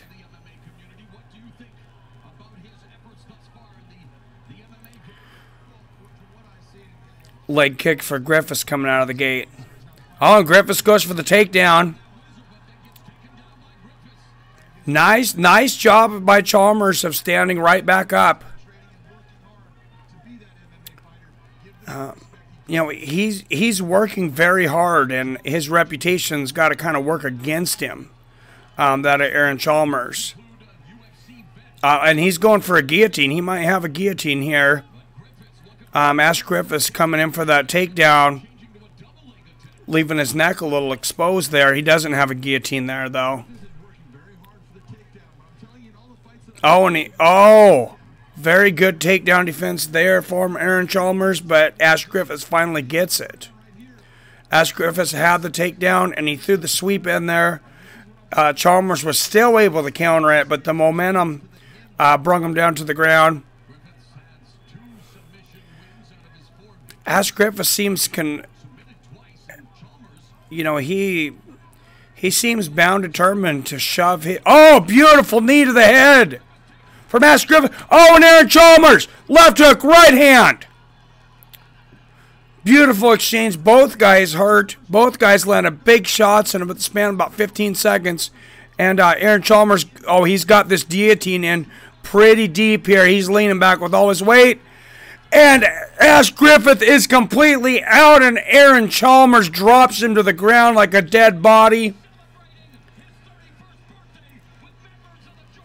And you got to give that man respect. Ash Griffiths, in the minute and a half that he fought, came to fight tonight. He was game. He landed shots. He was relentless in those takedown attempts. We're not talking about world championship level here, but highly entertaining. Like I said, great finish. Great takedown defense, even though he did get taken down twice. That guy was really working on it, and he had some good moves there for a reality star. Couple of nice knee, too. He's getting paid good, fighting lesser competition. I heard he had a very. I heard he had a 7-figure contract actually. So I don't know how many fights that's for, but he's gonna make $1 million. Nobody else is making $1 million for fighting Ash Griffiths. So I don't know how many fights that's for. I don't know what he got paid tonight. I guess Bellator's pretty quickly at getting the paydays out there. So that'll be interesting. I'll have to look up the paydays for it and see what Aaron Chalmers got paid. That could really upset a lot of veteran fighters if he comes out of the gate making post $100,000 a fight, though. And I'm pretty sure he made well more than $100,000 for a minute and a half of work.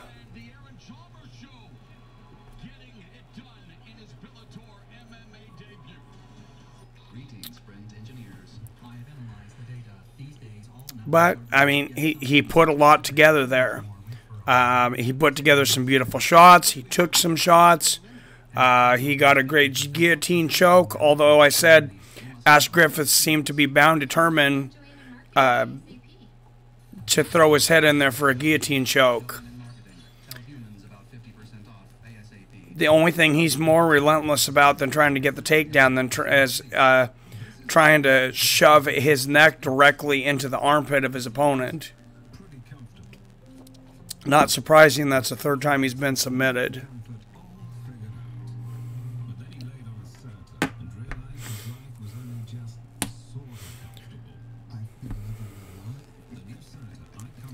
So we are 4 fights through. We got 2 fights to go. MVP David Rickles is next.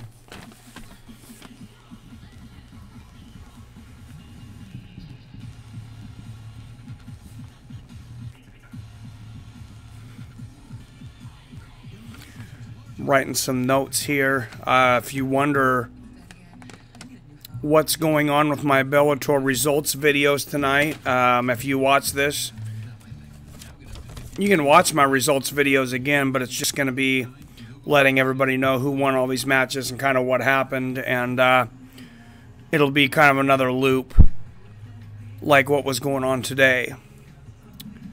So, and then I will be working hard tomorrow. I'll be working tomorrow. I usually don't work on Saturday, but I am going to go into work for a while. But I will be working hard on my UFC Liverpool promo. So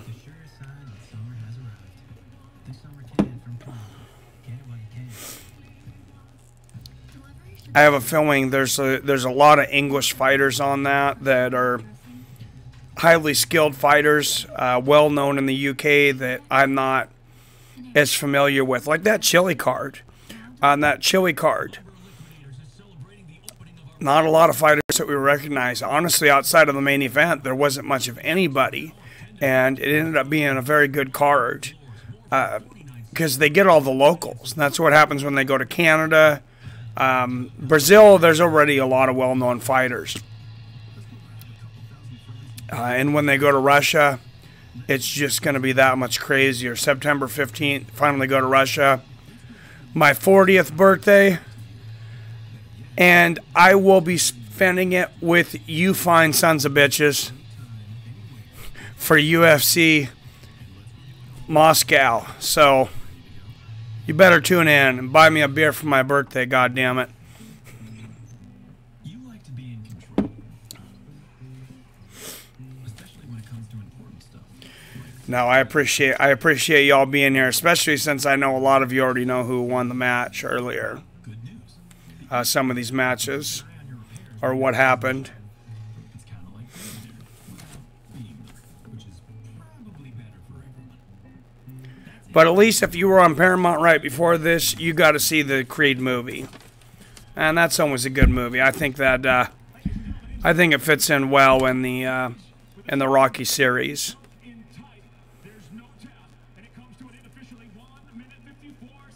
Oh, it says there's no tap. I think they had mistakenly said that there was a tap. Well, obviously there was no tap because he was unconscious. He's let him go. nice sportsmanship with the handshake there, but yeah, not a big fan of the tattoos on the neck and the face and the ear.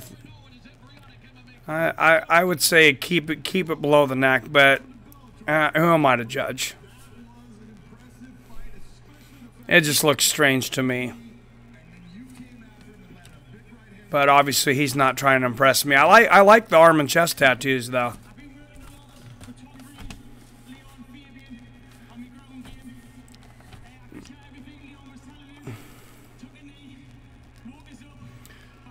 I believe he's been working hard. He says he's been working hard. I believe it.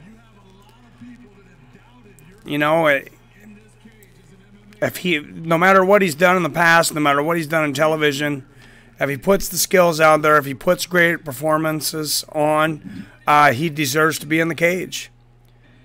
Did Nick Diaz really contact me for bail? No. He didn't contact me for bail. But Nick Diaz was in jail. He was arrested today in Las Vegas. Unfortunately for strangulation of his girlfriend. So that... obviously no laughing matter. I don't know what's going on with Nick. Our thoughts though need to be with his girlfriend, broken hip, and even if we've liked a guy in the past, you got to come down hard on him. You know, you got to bring the hammer and the judgment down on him and say, you know, that it's a piece of shit move. What a wasted talent. Has there ever been a bigger wasted talent in UFC than Nick Diaz?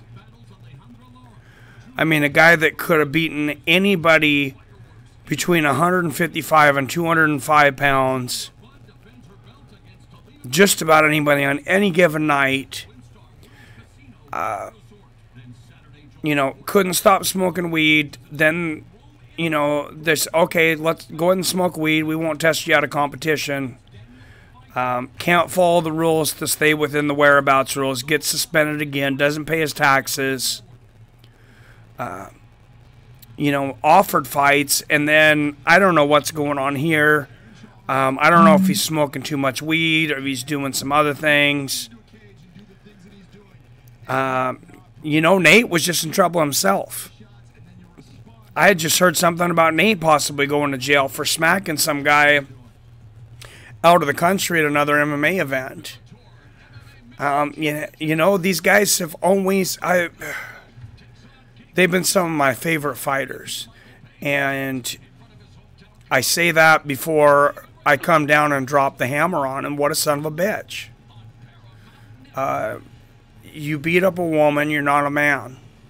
A man doesn't beat up a woman. I don't care what happens. And this is just me in my mind. If a woman hits me, I'm not going to hit him back. You don't fight women, in my mind. And obviously that's an MMA fighter. Obviously you definitely don't fight women.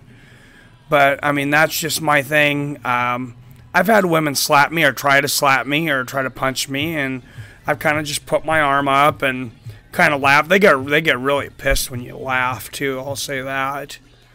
When they're pissed off and they smack you, or they try to smack you or hit you, and you just kind of put your arm up as they flail away, and you just start laughing, which is my uncontrollable reaction to a woman trying to beat on me. Not that a lot of women have tried to beat on me, but it might have happened a couple times. I'm kind of a smart ass. But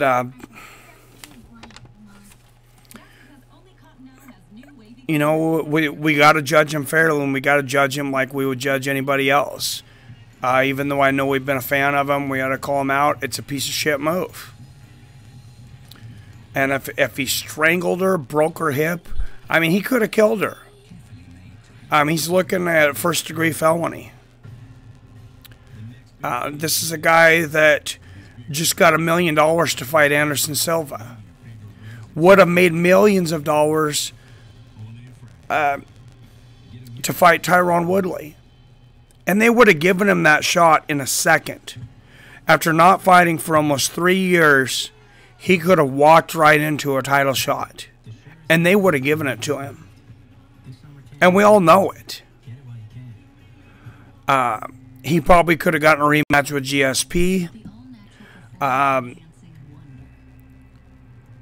There was a lot of fights out there for him. Zoltan said, I would say Nick Diaz, Kung Lee, or Fedor because they didn't into UFC or Kung joined late. But when Nick Diaz fought Anderson Silva, though, he was only 31. In 2015, he was 31. He's only 34 years old right now.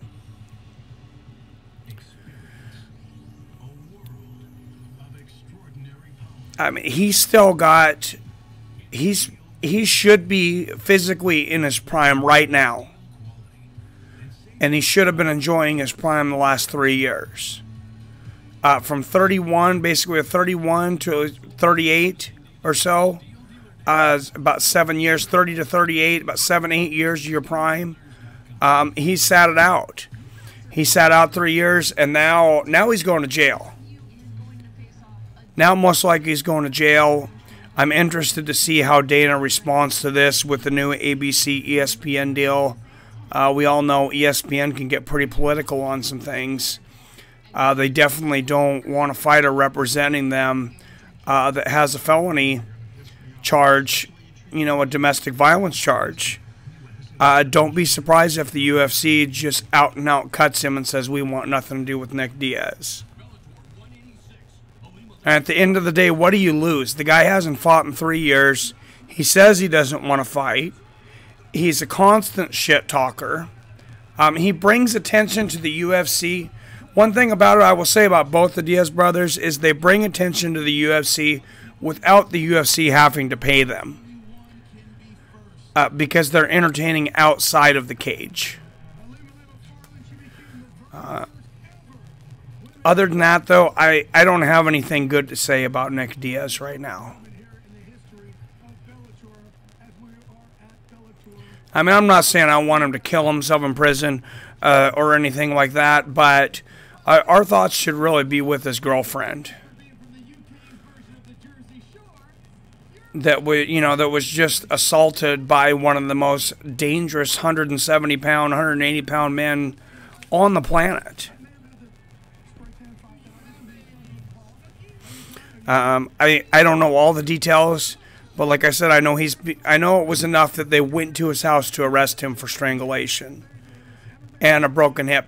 You're pretty damn sure, Las Vegas police, when you go to the house and arrest somebody with that much notoriety for that specific of a charge of domestic violence,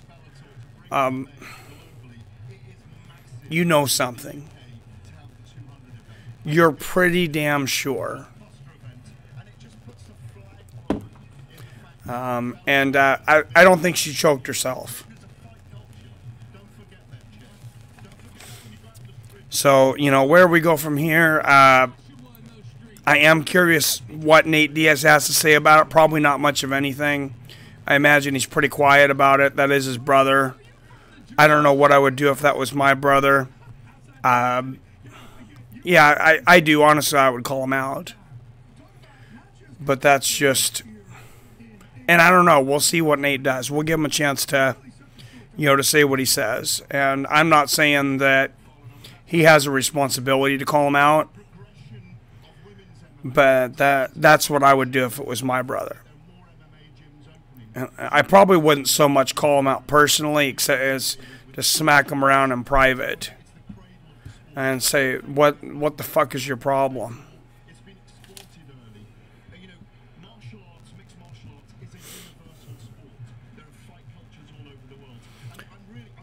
It's just a weird, like I said, a weird thing. What we're seeing here is a mushrooming of the sport with every month, with every Bellator event. My sweat is mushrooming right now because I just started schwitzing like crazy. Real quick here, Michael Venom Page. How huge of a star is he? Michael Venom Page coming up next. They're talking about 170 pounders. What is this with David Rickles got something in his bucket? What's he got in his bucket at the weigh-in?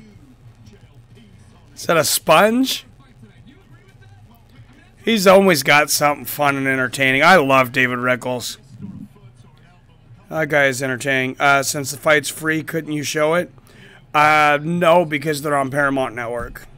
You can't. It's not considered free when it's cable television. 7 says he's not guilty.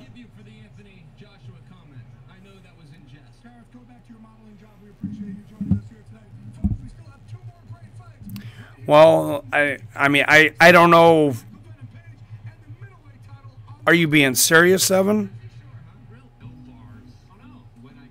I mean, I don't know where you're going by. I see everybody in here is very reserved to say anything. And I don't think anybody in here, you know, supports spousal abuse or the beating your girlfriend. So, I mean, innocent until proven guilty, but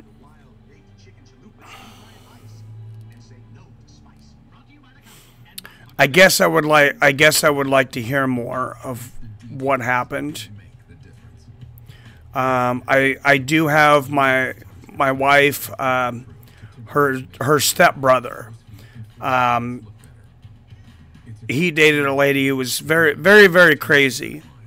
That would beat herself up, give herself black eyes, bang her head into walls, and go to the police and blame it on him. And he actually called the police once, and I had him on the phone, and he was yelling as she was beating herself up in the background, "Hey, I'm calling you guys to let you know I'm not doing anything to her right now. She's beating herself up. Please come down here." 7 says, saw a friend of his post something like this, was a stalker girl for 2 years. And you know, maybe I'm coming out of the gate a little strong. It's just very interesting that the police would come to his house and arrest him and take him to jail. Not put a warrant out for his arrest. They came to his house and arrested him and charged him with first-degree felony. So I'm very interested to see what comes out next. To see what he has to say, to see what Nate has to say.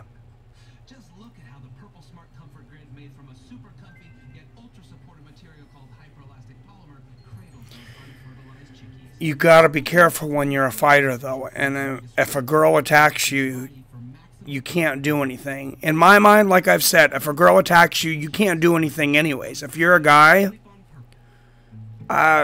unfortunately, you just gotta be a man and take it. And we all know that.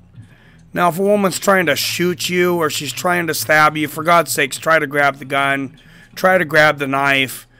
She's trying to shoot you, I guess, then, you know, try to knock her out or something. That's about the only case I could see where you really do something like that. Monster Inu versus McDonald. No, I didn't.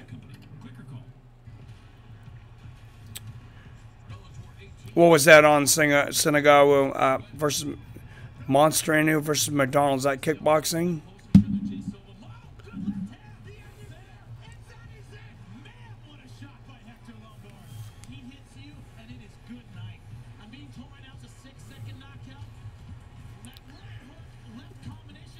Showing a lot of Bellator highlights.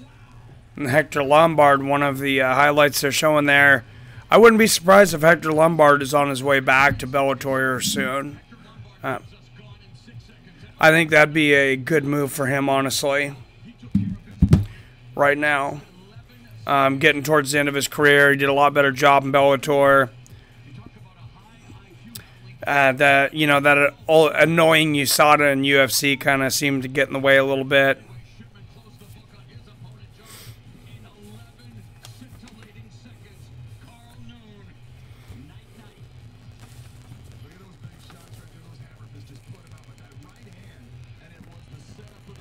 Bantamweight Championship. No, I didn't see it, man. Oh, prelims. We didn't get to see any of the prelims. I still haven't even been able to find any of the prelims. So they weren't on the Bellator app. I was trying to find them while I was at work. Some of the people on my chat were trying to find it, so I was trying to find them at least some kind of stream for the prelims. And there didn't seem to be anybody. Here we go. Michael Venom Page versus David Rickles at 170 pounds. We've been waiting for a while to see MVP fight again. One of the most entertaining strikers in MMA. He took a little break to go into boxing, had his boxing debut. Successful, won by knockout, knocked the guy unconscious. And here comes the caveman. Always the entertaining entrances. I love the Bellator entrances. I love the embracing of the showmanship. They don't go overboard. They don't let the guys take 5 minutes to come down like WWE. Singagua, we have not got there yet, so let's watch the fight. We haven't watched it yet, so I don't know yet. Please don't ruin it if you know. David Rickles, I believe.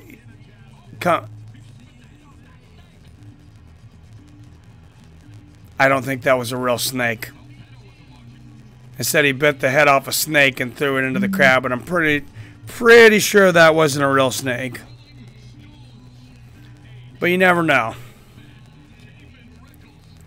You never know. He's a crazy dude. He's a wild man for sure. Those are some cool fucking shorts. First for most fights in Bellator history, but 20 fights in Bellator. And he is enjoying his walk to the cage for sure. He may spend more time walking down to the cage than he spends in the cage tonight, though. He's an aggressive fighter coming in there against a masterful counter striker.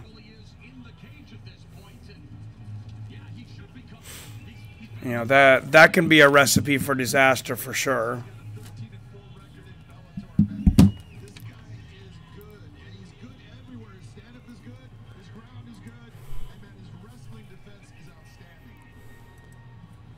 Yeah, he's just having too much fun coming in here. And I know this crowd is just going to erupt here in London when the hometown boy MVP comes down, though.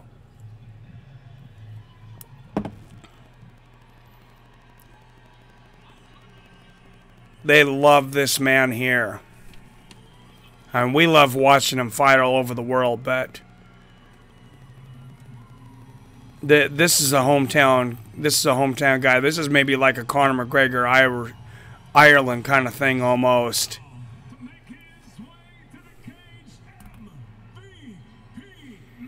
MVP coming down with the sunglasses on. The shoes with no socks. The dance. A solid black mouthpiece.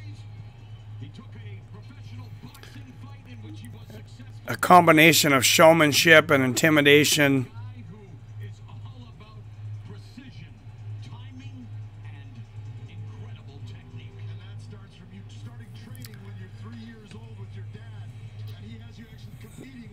Started training when he was 3 years old and competing at 5.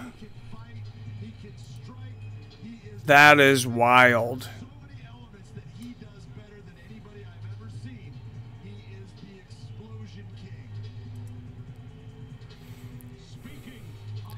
That is absolutely crazy.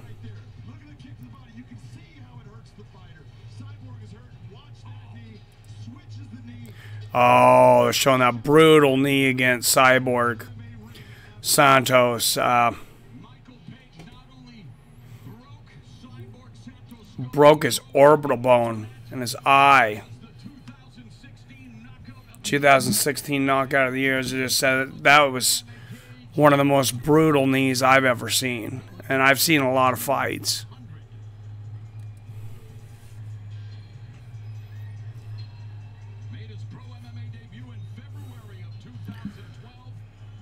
He's just so calm. Rickles looks very calm and comfortable tonight, too. Almost seems like he should be a little more nervous than he is.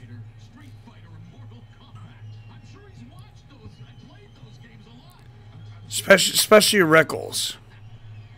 MVP, you know, now that he's getting closer to the cage, he seems to have, well, when he's doing the showmanship, as he always does, but he definitely seems to have an air of seriousness to him as well. And I'm not sure I got that from Rickles, but maybe that's just his thing.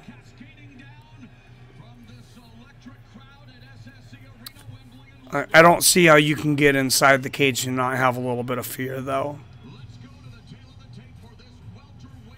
Oh, MVP could absolutely be a star.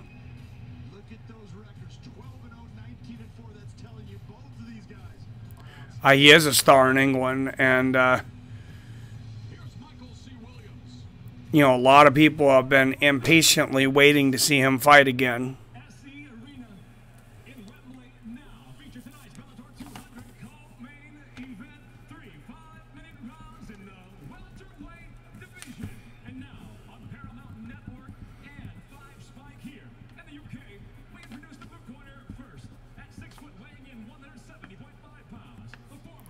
Six foot, 175 pounds, David Rickles.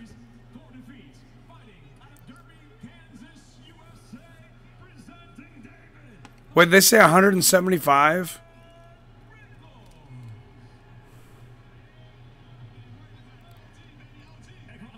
They didn't show the weight. They just said it. I want to hear what they say for MVP now. I thought middleweight's... Oh, he must have said 170.5 pounds. My bad. 170.4 pounds for Michael Page. 1 pound leeway. Tied for most knockouts with 5.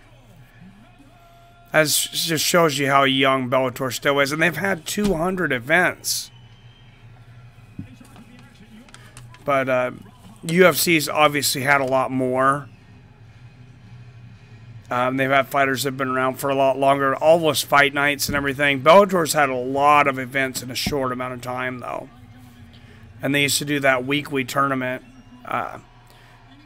You know, that put a lot of it. Oh, man, they are jawing. David Rickles just jawing in MVP's face, and MVP's just staring him down, looking annoyed, trying to look a little pissed. But, all right, here we go. 2 of the top 170-pounders in Bellator for sure. David Rickles is over there having a blast dancing. He's like dancing like a hula girl there, and MVP coming in with that normal stance. Hands very, very low. I do not have a good feeling about this for Rickles. Rickles comes in, the leg kick there. He's doing some, Rickles doing some weird hand movement and stuff. It's that, doesn't look like his style, but I would have a lot more feints than usual if I were Rickles. And maybe he's came up with a different game plan. Oh, nice right hand there from MVP. Very fast. But yeah, he needs to, if Rickles is aggressive as he's been in some of his matches in the past, he's going to get countered mercilessly. And Rickles misses a leg kick there. Misses a 1-2-3. MVP, good head movement, just all over the place. Rickles not even close to him. And, oh, nice 1-2. Flash 1-2 there from MVP. And remember what I was saying? Oh, man. Beautiful straight right from MVP. Remember what I was saying all week? Oh, about right uppercut from MVP. about comparing this to Forrest Griffin and Anderson Silva. In my mind, that's MVP's not Anderson Silva. Don't get me wrong, I'm not saying that, but that's stylistically, I feel like it's that kind of a matchup. Rickles putting his hand up. He's trying to do little things to throw. Oh, beautiful combination from MVP. Oh, uppercut, straight shots. He's tagging Rickles. And Rickles comes back and misses. He's just too slow.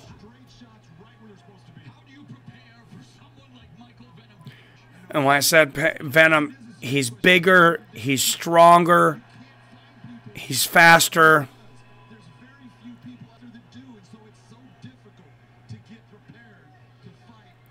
I don't know what you do if you're Rickles, but you don't do this. Oh, nice right hand for Rickles. I say you wait back, and I would say you kind of wait back and wait for him to make a move, but he struck Rickles for, oh, beautiful spin kick to the head from MVP. And Rickles shakes his finger at him and says no, but MVP says otherwise. David Rickles throws a wide kick, and MVP gets out of the way. Rickles misses by a mile, like most of his shots so far.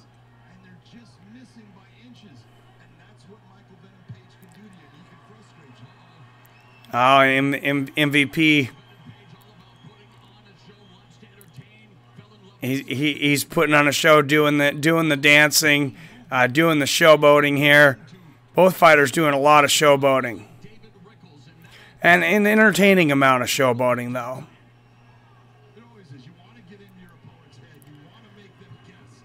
And if I like the feints from Rickles. I think that's a good idea. Oh, and Rickles' nose already bleeding all over him. Nice jab there from MVP. Oh, huge right hand from MVP and a right uppercut. And MVP lets him get back up. It looked like MVP possibly could have ended the fight. And MVP just backs up and says, come on. I'm not done yet. I'm not done playing. He looks like a cat playing with his food. I like watching my cat she'll toy with snakes. She'll pick them up and throw them around, throw them in around the yard and bat them until there's just little pieces of snake all over the yard. And that's kind of what this is reminding me of so far. MVP's playing with his prey. Oh, beautiful right hand. And then he goes for a back fist. Oh, David Rickles goes for a spinning back fist, but misses wildly.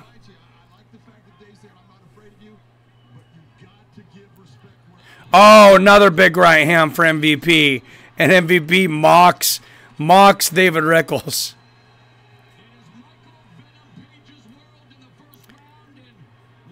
Does a little jump roping dance.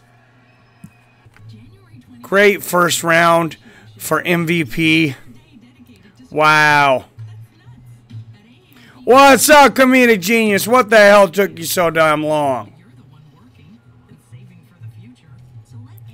Why was this delayed? I don't know, but if you know who won any of these fights and you mention it, I'm just letting you know you're banned for life. So be warned, I've already kicked several people. I've already banned several people from the channel today. Just for joking about it. So, what's going on though, man? You got the lady all fed?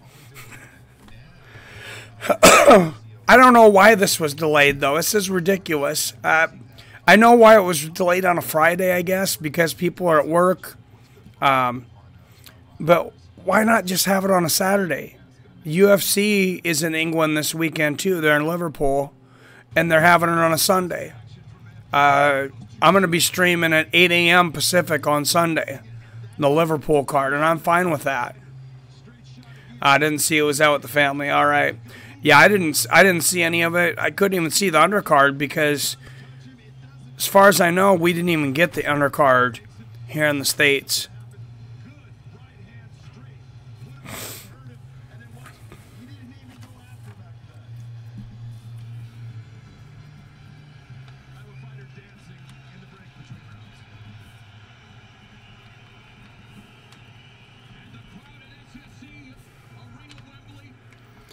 So first round, Michael Venom Page, of course, just playing with his prey, dropped David Rickles several times, let him get back up. Just a lot of showboating. Showboating from Rickles too, but Rickles is missing with everything. That's the difference. Oh, nice, like a front axe kick to the head of Rickles from Page. Oh, flip kick to the face lands for MVP. This is just such a speed mismatch. Oh, big right hand. He just blasted David Rickles and slapped. Yeah, he just smashed his eye open. And Rickles is still waving his finger. Oh my God. That's it. David Rickles may have permanent eye damage. It looked like his eye just exploded. Blood shot out of his eyes. That is never a good situation when you have blood coming out of an eye like that. That was a very sharp, fast, precise shot. And I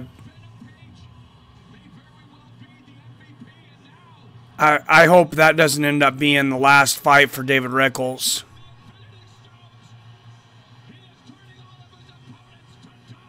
Ha! I love the showboating and the shows from MVP, though. What an incredible performance.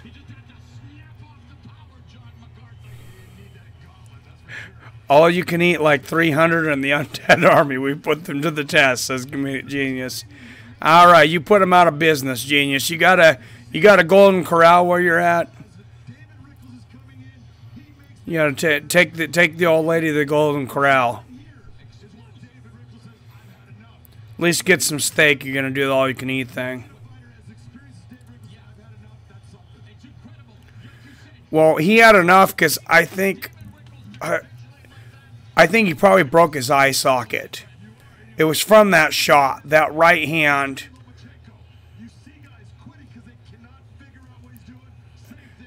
Yeah, and Rickles pointed to the eye to the referee and says, "I don't want any more."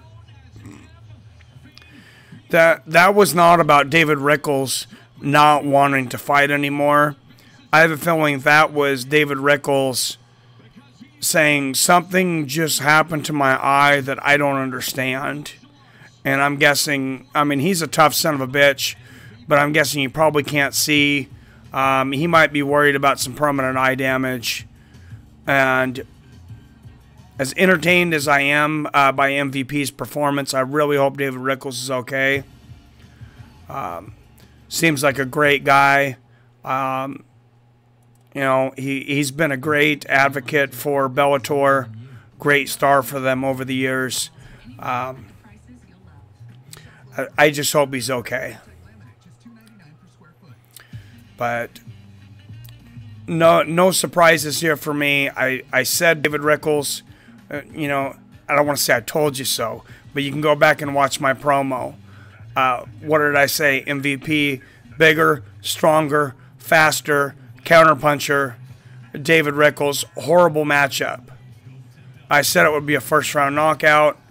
MVP could have ended at any time in the first round. He chose not to, for whatever reason. He wanted to entertain a little more, I guess. So he put on a little bit more of a show.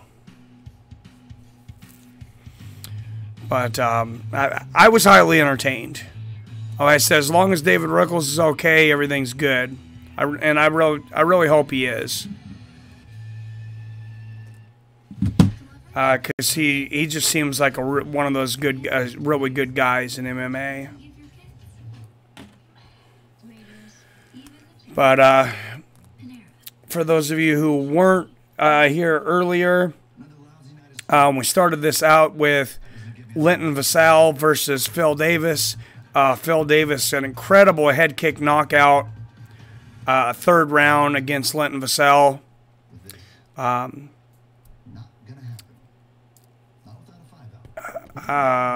Excuse me, Anastasia Yankova versus Kate Johnson. Kate Johnson, absolutely dominated one of Bellator's top female prospects, in their mind at least, Anastasia Yankova. Won on every round, probably a couple 10-8 rounds in there. Michael Shipman versus Karl Noon. Michael Shipman came in and launched Karl Noon with a right hand at the beginning of the first round. 11-second knockout. Then you had Aaron Chalmers versus Ash Griffiths. Both of them hit each other with some shots. Aaron Chalmers ended up, the reality star ended up getting Ash Griffiths after hitting him with several hard shots. Got him in a guillotine choke. Choked him unconscious. Now we have MVP just decimating David Rickles and decimating his eye. I'm interested to see if... I haven't seen any interviews after the fights to this, and I'm interested... I haven't seen much. I'm interested to hear the interview here. And David Rickles not standing... Oh, there's David Rickles. Okay. I didn't see him in the camera at first. I was a little worried by not seeing him. Winner by verbal submission, 43 seconds of the second round.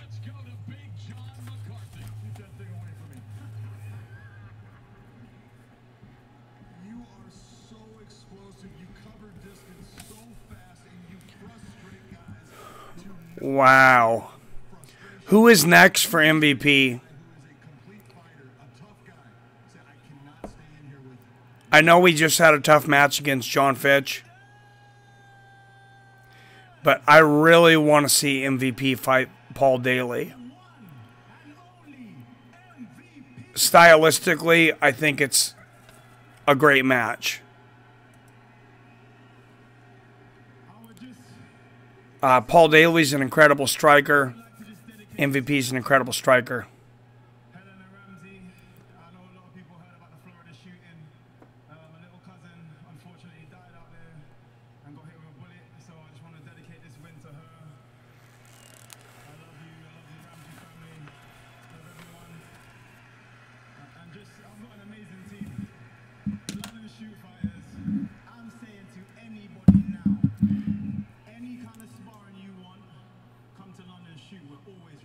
Saying to anybody now, any kind of sparring you want, come to London shoot. We're always ready. I want to know who he wants next, though. Nice spinning kick to the head. I mean, that was definitely his most incredible performance.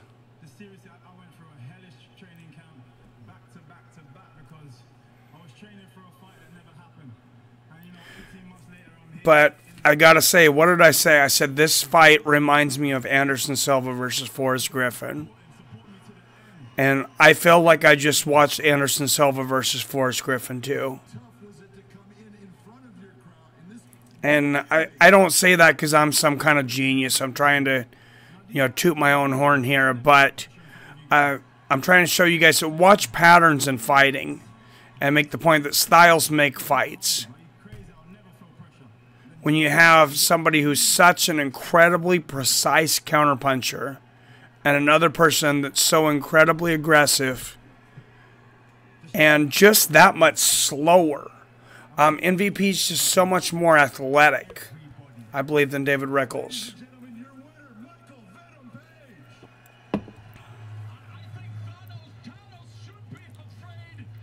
Huh. The Thanos hand. I love the celebration too.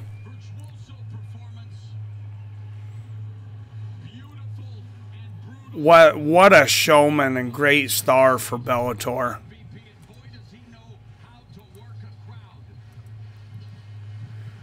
He's got this crowd in London on their feet cheering. Still. And I gotta say, he might not be in the top 570 pounders in the world, but I don't think there's any 170 pounder in the world that I like to watch fight more right now, possibly, than Michael Venom Page. He's just so entertaining. He reminds me of a Roy Jones Jr. or an Anderson Silva. And that's the kind of fighters that everybody likes to watch. Speed, power, head movement, Defense, Rafael Carvalho, currently on a 14-fight win streak, 12 knockouts.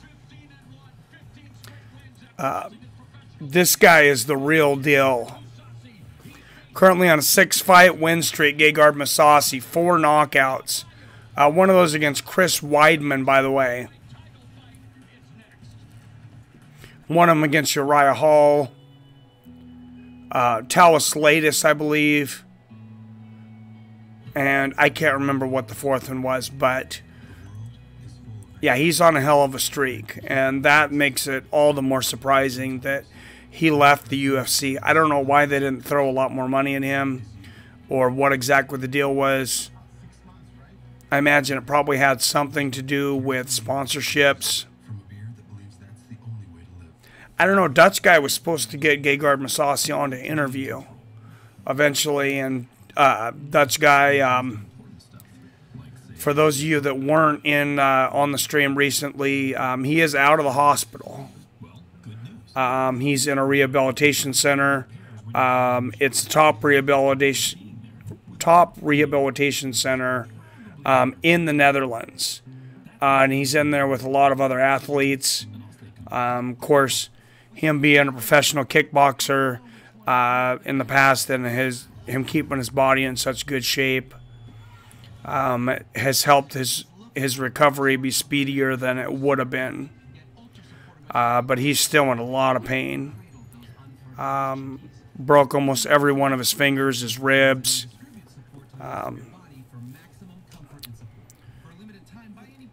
Just in a lot of pain. He was hoping to come on for 15 minutes with us tonight.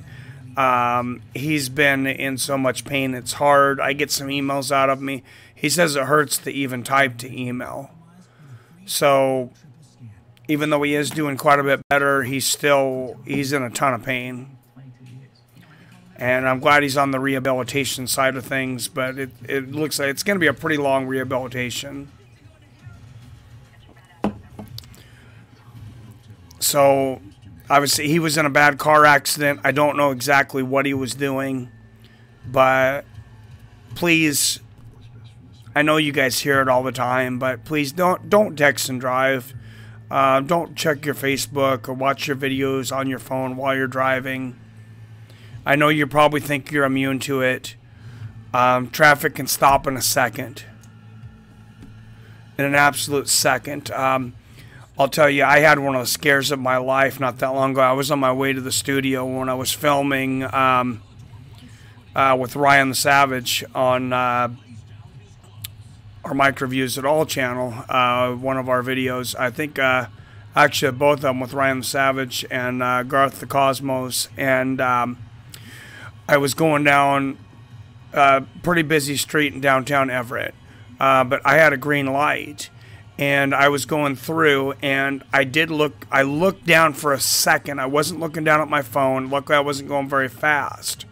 And I look up, and all of a sudden, I'm coming up to a crosswalk. And there's an older gentleman, probably about 70 years old. And he's in a wheelchair, and he's right in the middle of the crosswalk. And I had to slam on my brakes and swerve onto the sidewalk to miss him. I mean, if I had not been paying attention for another second, I would have wiped out a guy in a wheelchair. So if I'd have been texting on my phone or I'd have been checking my Facebook, I mean, I'd have wiped out this old man and killed him. And I'd have been guilty of vehicular homicide because I looked at my phone, even though he was in a crosswalk. Made $350 on MVP, party time. Well, great bet, Zolden. Great bet, dude. Love betting in UK. This was one of those cards I would have bet on. I said I would have bet on MVP. I would have bet on Phil Davis. I would have bet on Gegard Mousasi, who's next. Although he is a 3-1 favorite. What was the odds on MVP versus David Rickles, Zoltan? I was kind of curious. I was having a hard time finding some of the odds. I did see Mousasi and Carvalho was 3-1.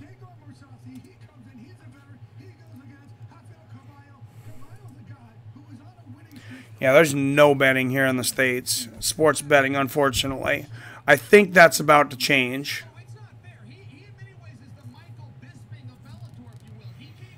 I have a feeling that a lot of things are going to change. I have a feeling here in the States that marijuana is probably going to be legalized nationwide, and probably sports gambling.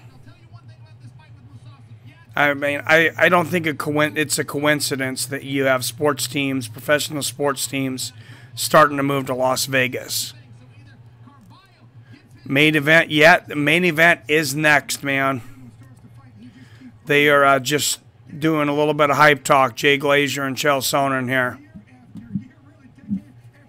Surprised it's a 3-hour. It started at 6. I kind of expected them to wrap this up in about 2 hours, but this was a 6-fight card. So it's going to end up being about 3 hours. I'm fine with that. It seemed to go quickly for me. Especially for not really sleeping last night.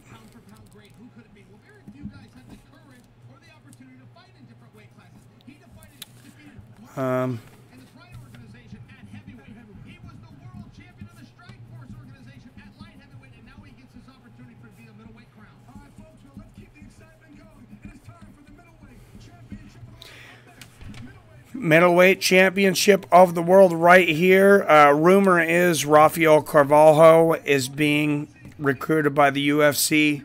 Most likely goes to the UFC win or lose. One of the most underrated middleweights in the world. He's a middleweight champion, and he's a 3-1 underdog. I think that speaks to as much to the greatness of Gegard Mousasi, though, as to underestimating Rafael Carvalho. There are very few fighters in the history of MMA that has had as much success as Gegard Mousasi. Strikeforce world champion, I believe, Dream world champion.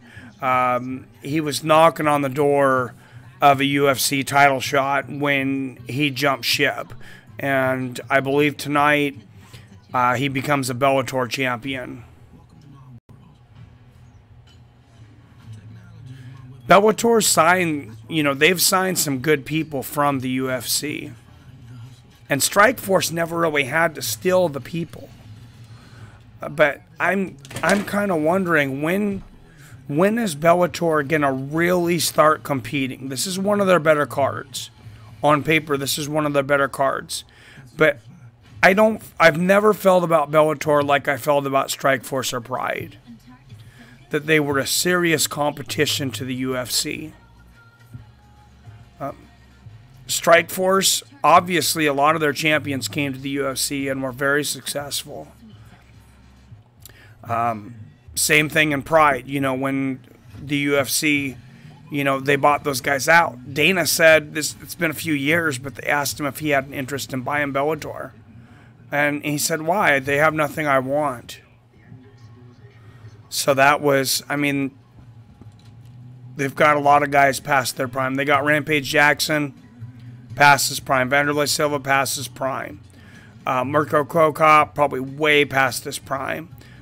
They got a twice retired Fedor to come back. They got a fat old Roy Nelson that's 42. They got a Matt Mitrione who can't compete in the UFC heavyweight division anymore. They got Melvin Manhoff past his prime. And they've had a few good fighters throughout the years too. Obviously, Michael Chandler is a great fighter. Does he win a championship in the UFC? I don't really think so. Sorry, I had your stream delayed 2 minutes, so match my live stream. Oh, I bet on MVP at -210 and other site -305. Oh, if you got a -210 on MVP, I'm not generally a gambler, but man, I probably would have bet a lot of money.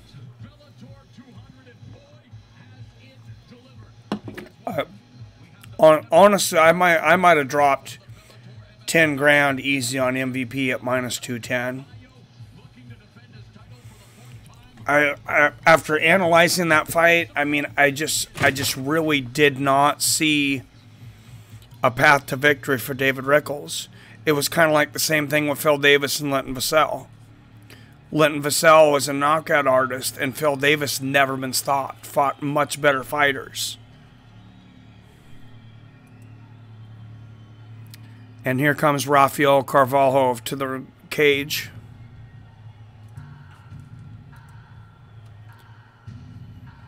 And they got the lights out and the fireworks here.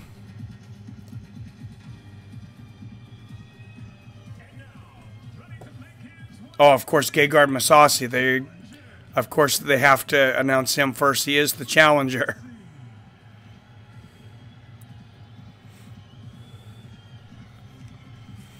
Like I said, I'm not sure why Roy Nelson versus Cro Cop was the main event to begin with.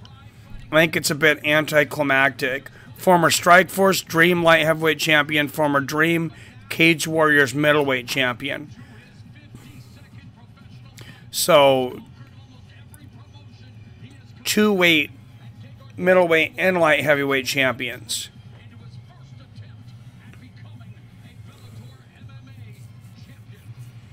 And he's about to conquer Bellator. Like I said, I don't think Bellator is Strikeforce yet. And I don't know why, though. I mean, they're starting to get some guys. Like I said, they got Phil Davis. And maybe this night should have been one of the turning points. And they managed to screw it up on TV. And I think that will hold them back. I wanted to bet on Mousasi, but decided not to. They did Cro Cop because likely was retirement fight as main event. Well, but it was for the alternate of the heavyweight Grand Prix.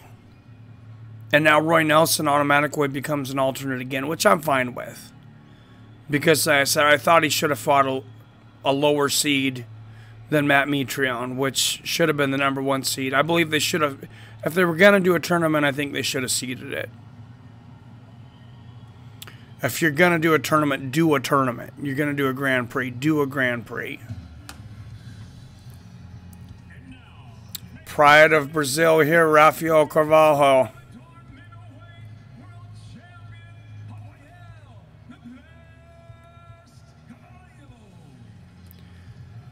I think they pronounced it Carvalho.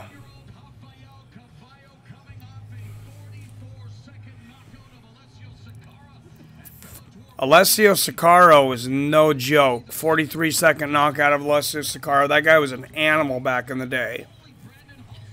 He may be past his prime now. I haven't seen him fight in a while. But yeah, that guy was a beast in the UFC. For quite a while.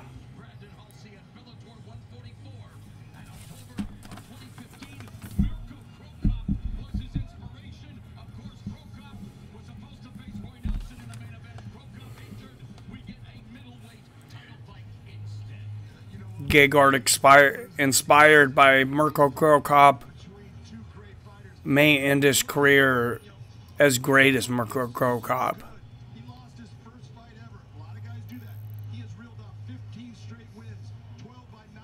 I'm sorry, Rafael Carvalho. His role model was Mirko Cro Cop, excuse me. But yeah, he's a great fighter. Probably one of the most, like I said before, probably the most underrated 185-pounder in the world. And he's got the Bellator World Championship, so that says quite a bit. Cro Cop is a legend. I don't think he actually wanted to be alternate. Maybe once matched with Fedor. That's true. Although it's Fedor versus Chael Sonnen in the next round. But that makes sense. I think that fight could have still happened. A torn ACL at 41-42, though. I don't know. I think that's very likely the end for Mirko. But he's retired several times in kickboxing and MMA and keeps coming back, so who knows. We're finally at the main event.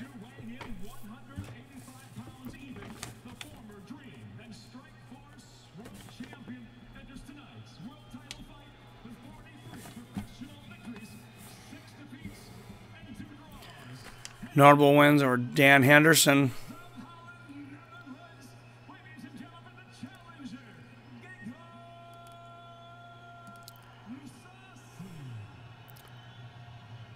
This guy's beat a lot of really good guys, and like they were saying, he ended his UFC contract on a 6-fight win streak with 4 knockouts.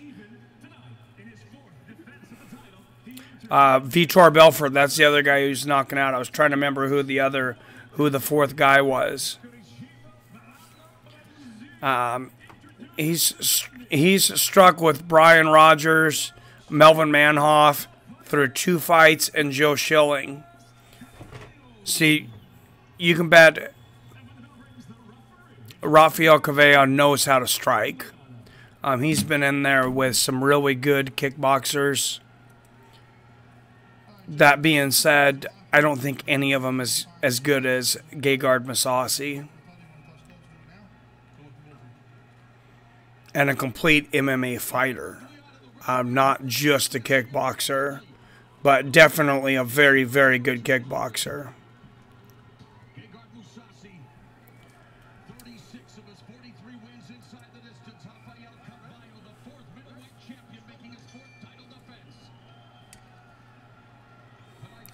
All right, here we go. Main event. Carvalho throws a front kick to the leg.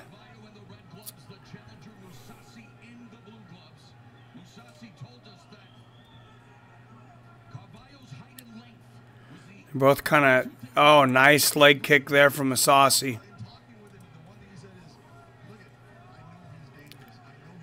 30 seconds in, just kind of filling each other out. These guys are both dangerous strikers. Gegard Mousasi, of course, an expert counterpuncher. Nice, oh, nice body kick there from Mousasi. Body kick back from Carvalho. Mousasi looked like Mousasi blocked most of it, though.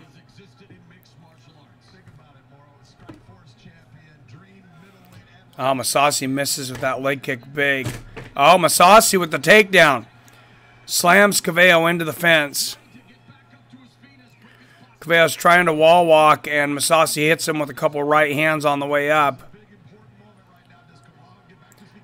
Mousasi's still hanging on to his waist of Carvalho. Carvalho's back down. He was up for a minute. He's back down. He's wall walking again. He's trying to get back up. Mousasi's still got that waist. Oh, and Carvalho going for a Kimura. Going for a standing Kimura. And Mousasi just face plants him. Carvalho still kind of going for that key lock, but there's nothing there. It's more a defensive move than anything. Great move by Mousasi to face plant him, and Mousasi's got the back standing, but he's getting the back of Carvalho. Oh, now when he turns around and knees Carvalho in the stomach up against the fence there. Carvalho is grabbing the shorts there a couple times, and Mousasi just took the back standing. He's got his back, and he drags him to the ground. And Mousasi gets up on top, and he's got Carvalho up against the fence. Halfway through the first round, and Mousasi's ready to unload. Nice defense from Carvalho, grabbing the back of the head of Mousasi with both hands now. That's what he needs to do, is control that distance. Oh, Mousasi, beautiful transition, lands the right hand and jumps guard. He's got full mount. Landing right hands, left hands from the ground and pound. Now look for Mousasi to try to isolate those hands. He's going to try to isolate at least one hand so he can strike, so he has a free hand to strike with.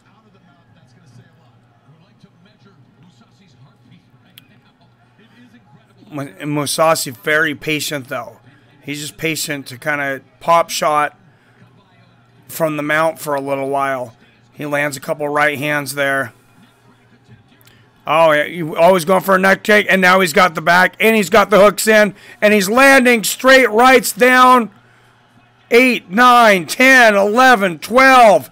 Oh, he is bashing the back of Carvalho's head, the side of his head, and it is all over. Minute 22 left in the first round. Gegard Mousasi is the Bellator middleweight champion. Absolutely dominating performance.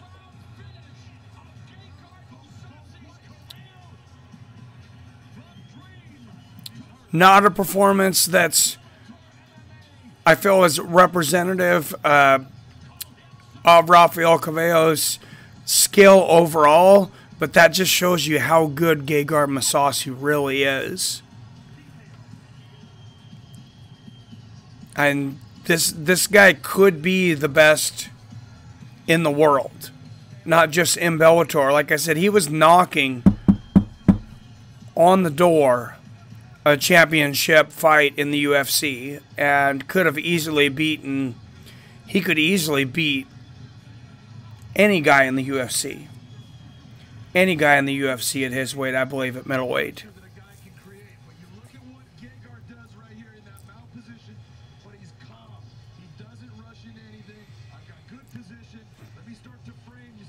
Just very, very calm, like they were saying, and he's so patient. He just waits for those little tiny micro movements from his opponents.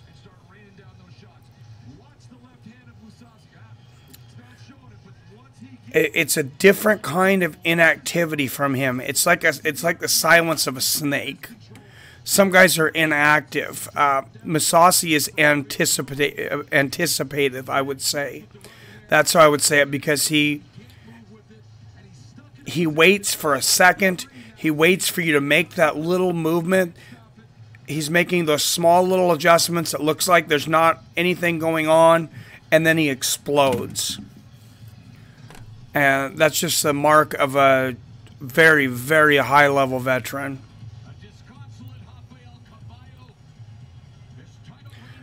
Yeah, Caveman's eye exploded, dude. He got hit with a huge right hand from MVP, and he gave up.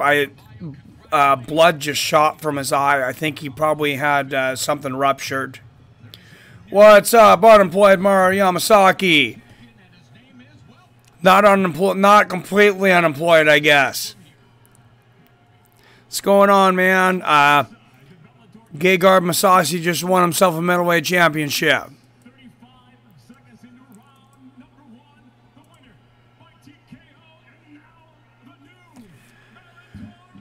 Great night of fights. I was saying this should probably be one of the best cards this year.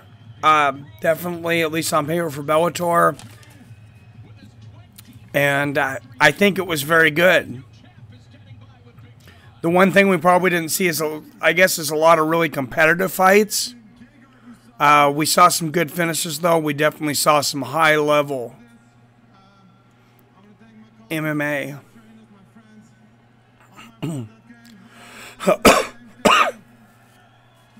Excuse me.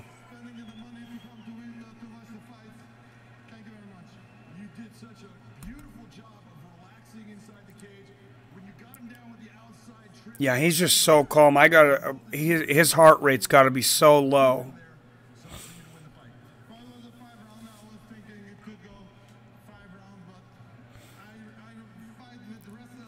The guy, sometimes he almost looks like he's sleeping, and then all of a sudden he'll explode and you're dead. You're done.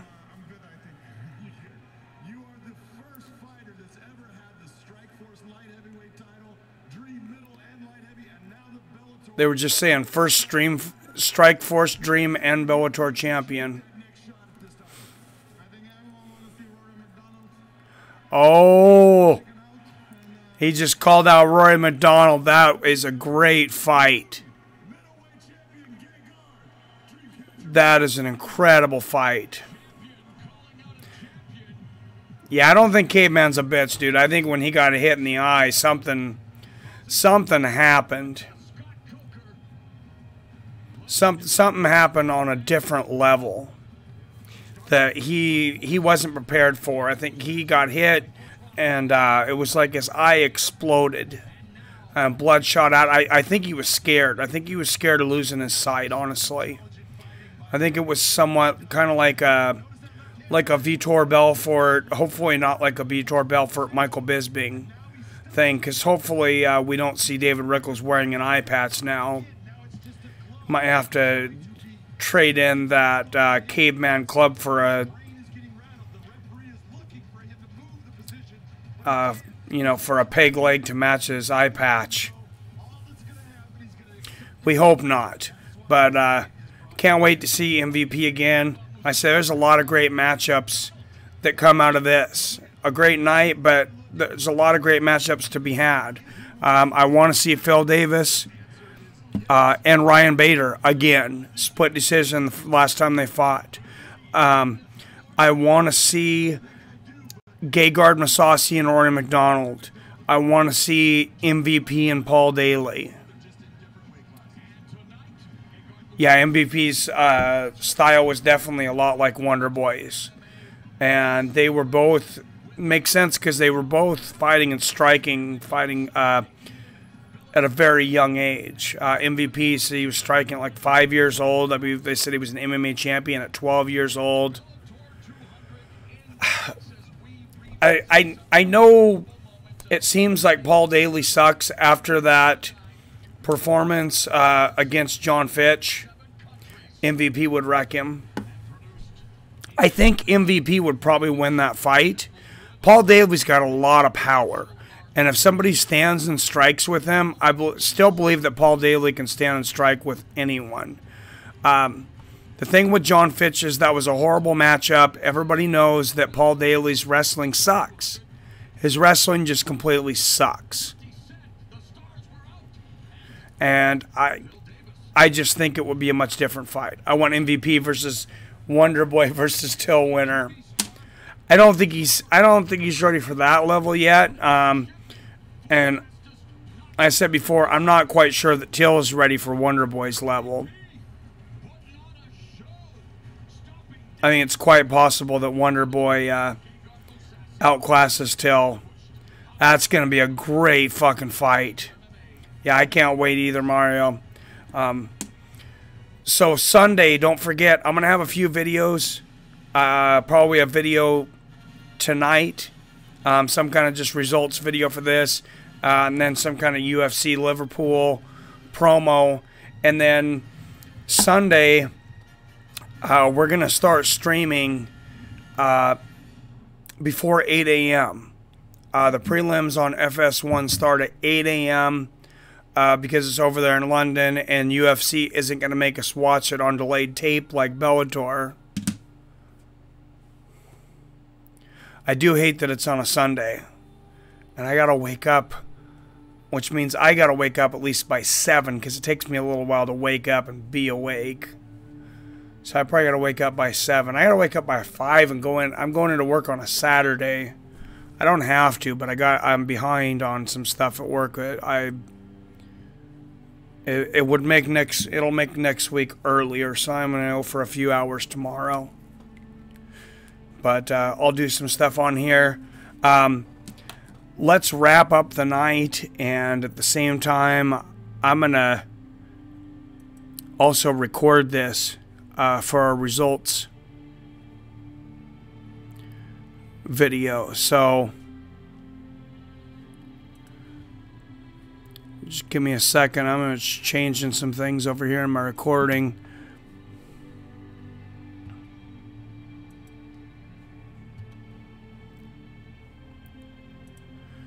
We'll see if we can get this on one take.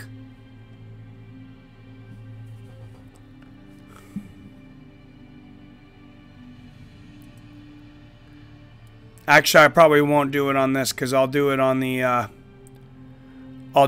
site where I can actually get the pictures of the fighters and stuff. So, but to wrap it up tonight, for those of you who didn't watch, or those of us who did watch, everything that happened, it started out, they brought it out with Linton Vassell and Phil Davis. Phil Davis knocked out Linton Vassell, head kick, shin to chin, 3rd round knockout. Went on from there. Anastasia Yankova faced Kate Johnson. Nia Mario, have a good one, man. I will see your fine ass on Sunday. Kate Johnson dominated Bellator's answer to Paige Van Zandt and Michelle Watterson, Anastasia Yankova. Absolutely brutal domination. It was embarrassing for them. Then Michael Shipman fought Karl Noon. I didn't realize Karl Noon hadn't fought since 2011. Michael Shipman's ended every single one of his fights by knockout. And he did the same thing here. Came in, launched Karl Noon in the first round with a right hand. Took him out in 11 seconds. Fourth fastest knockout in Bellator MMA history. There you had Aaron Chalmers, the reality star from London, versus Ash Griffiths. Aaron Chalmers got a first round knockout a minute and a half into the first round. They both had their moments in that fight. Excuse me, Aaron Chalmers, he caught Ash Griffiths with a couple good shots, but he ended up choking Ash Griffiths out with the guillotine. I wrote that down wrong. That's going to screw me up.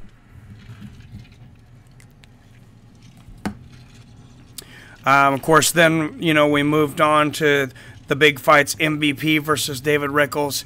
I really hope David Rickles is okay. He really got smashed by MVP. Best performance ever for MVP by far against David Rickles. He was just on another level. He was so fast. He was so accurate. He played with David Rickles. Like I said, he looked like a cat playing with its prey. Like he was batting a mouse around. And head kicks to the face, very quick reactions, and then that shotgun right hand that he hit David Rickles with beginning of the second round, and David Rickles' eye just looked like it exploded, and Rickles said, I pointed to his eye and said, I can't continue. And I just hope there's nothing, permanent eye damage or anything there for the caveman, because I really like David Rickles. Seems like a great guy. And then Rafael Carvalho defended his championship. Well, attempted to defend his championship against Gegard Mousasi. Of course, Gegard Mousasi made quick work of him. Ground and pound knockout in the first round. All right. Thank you very much, guys. Later, Cap. Later, everybody else. As always, I love you. I respect you. I'll see your fine asses on Sunday.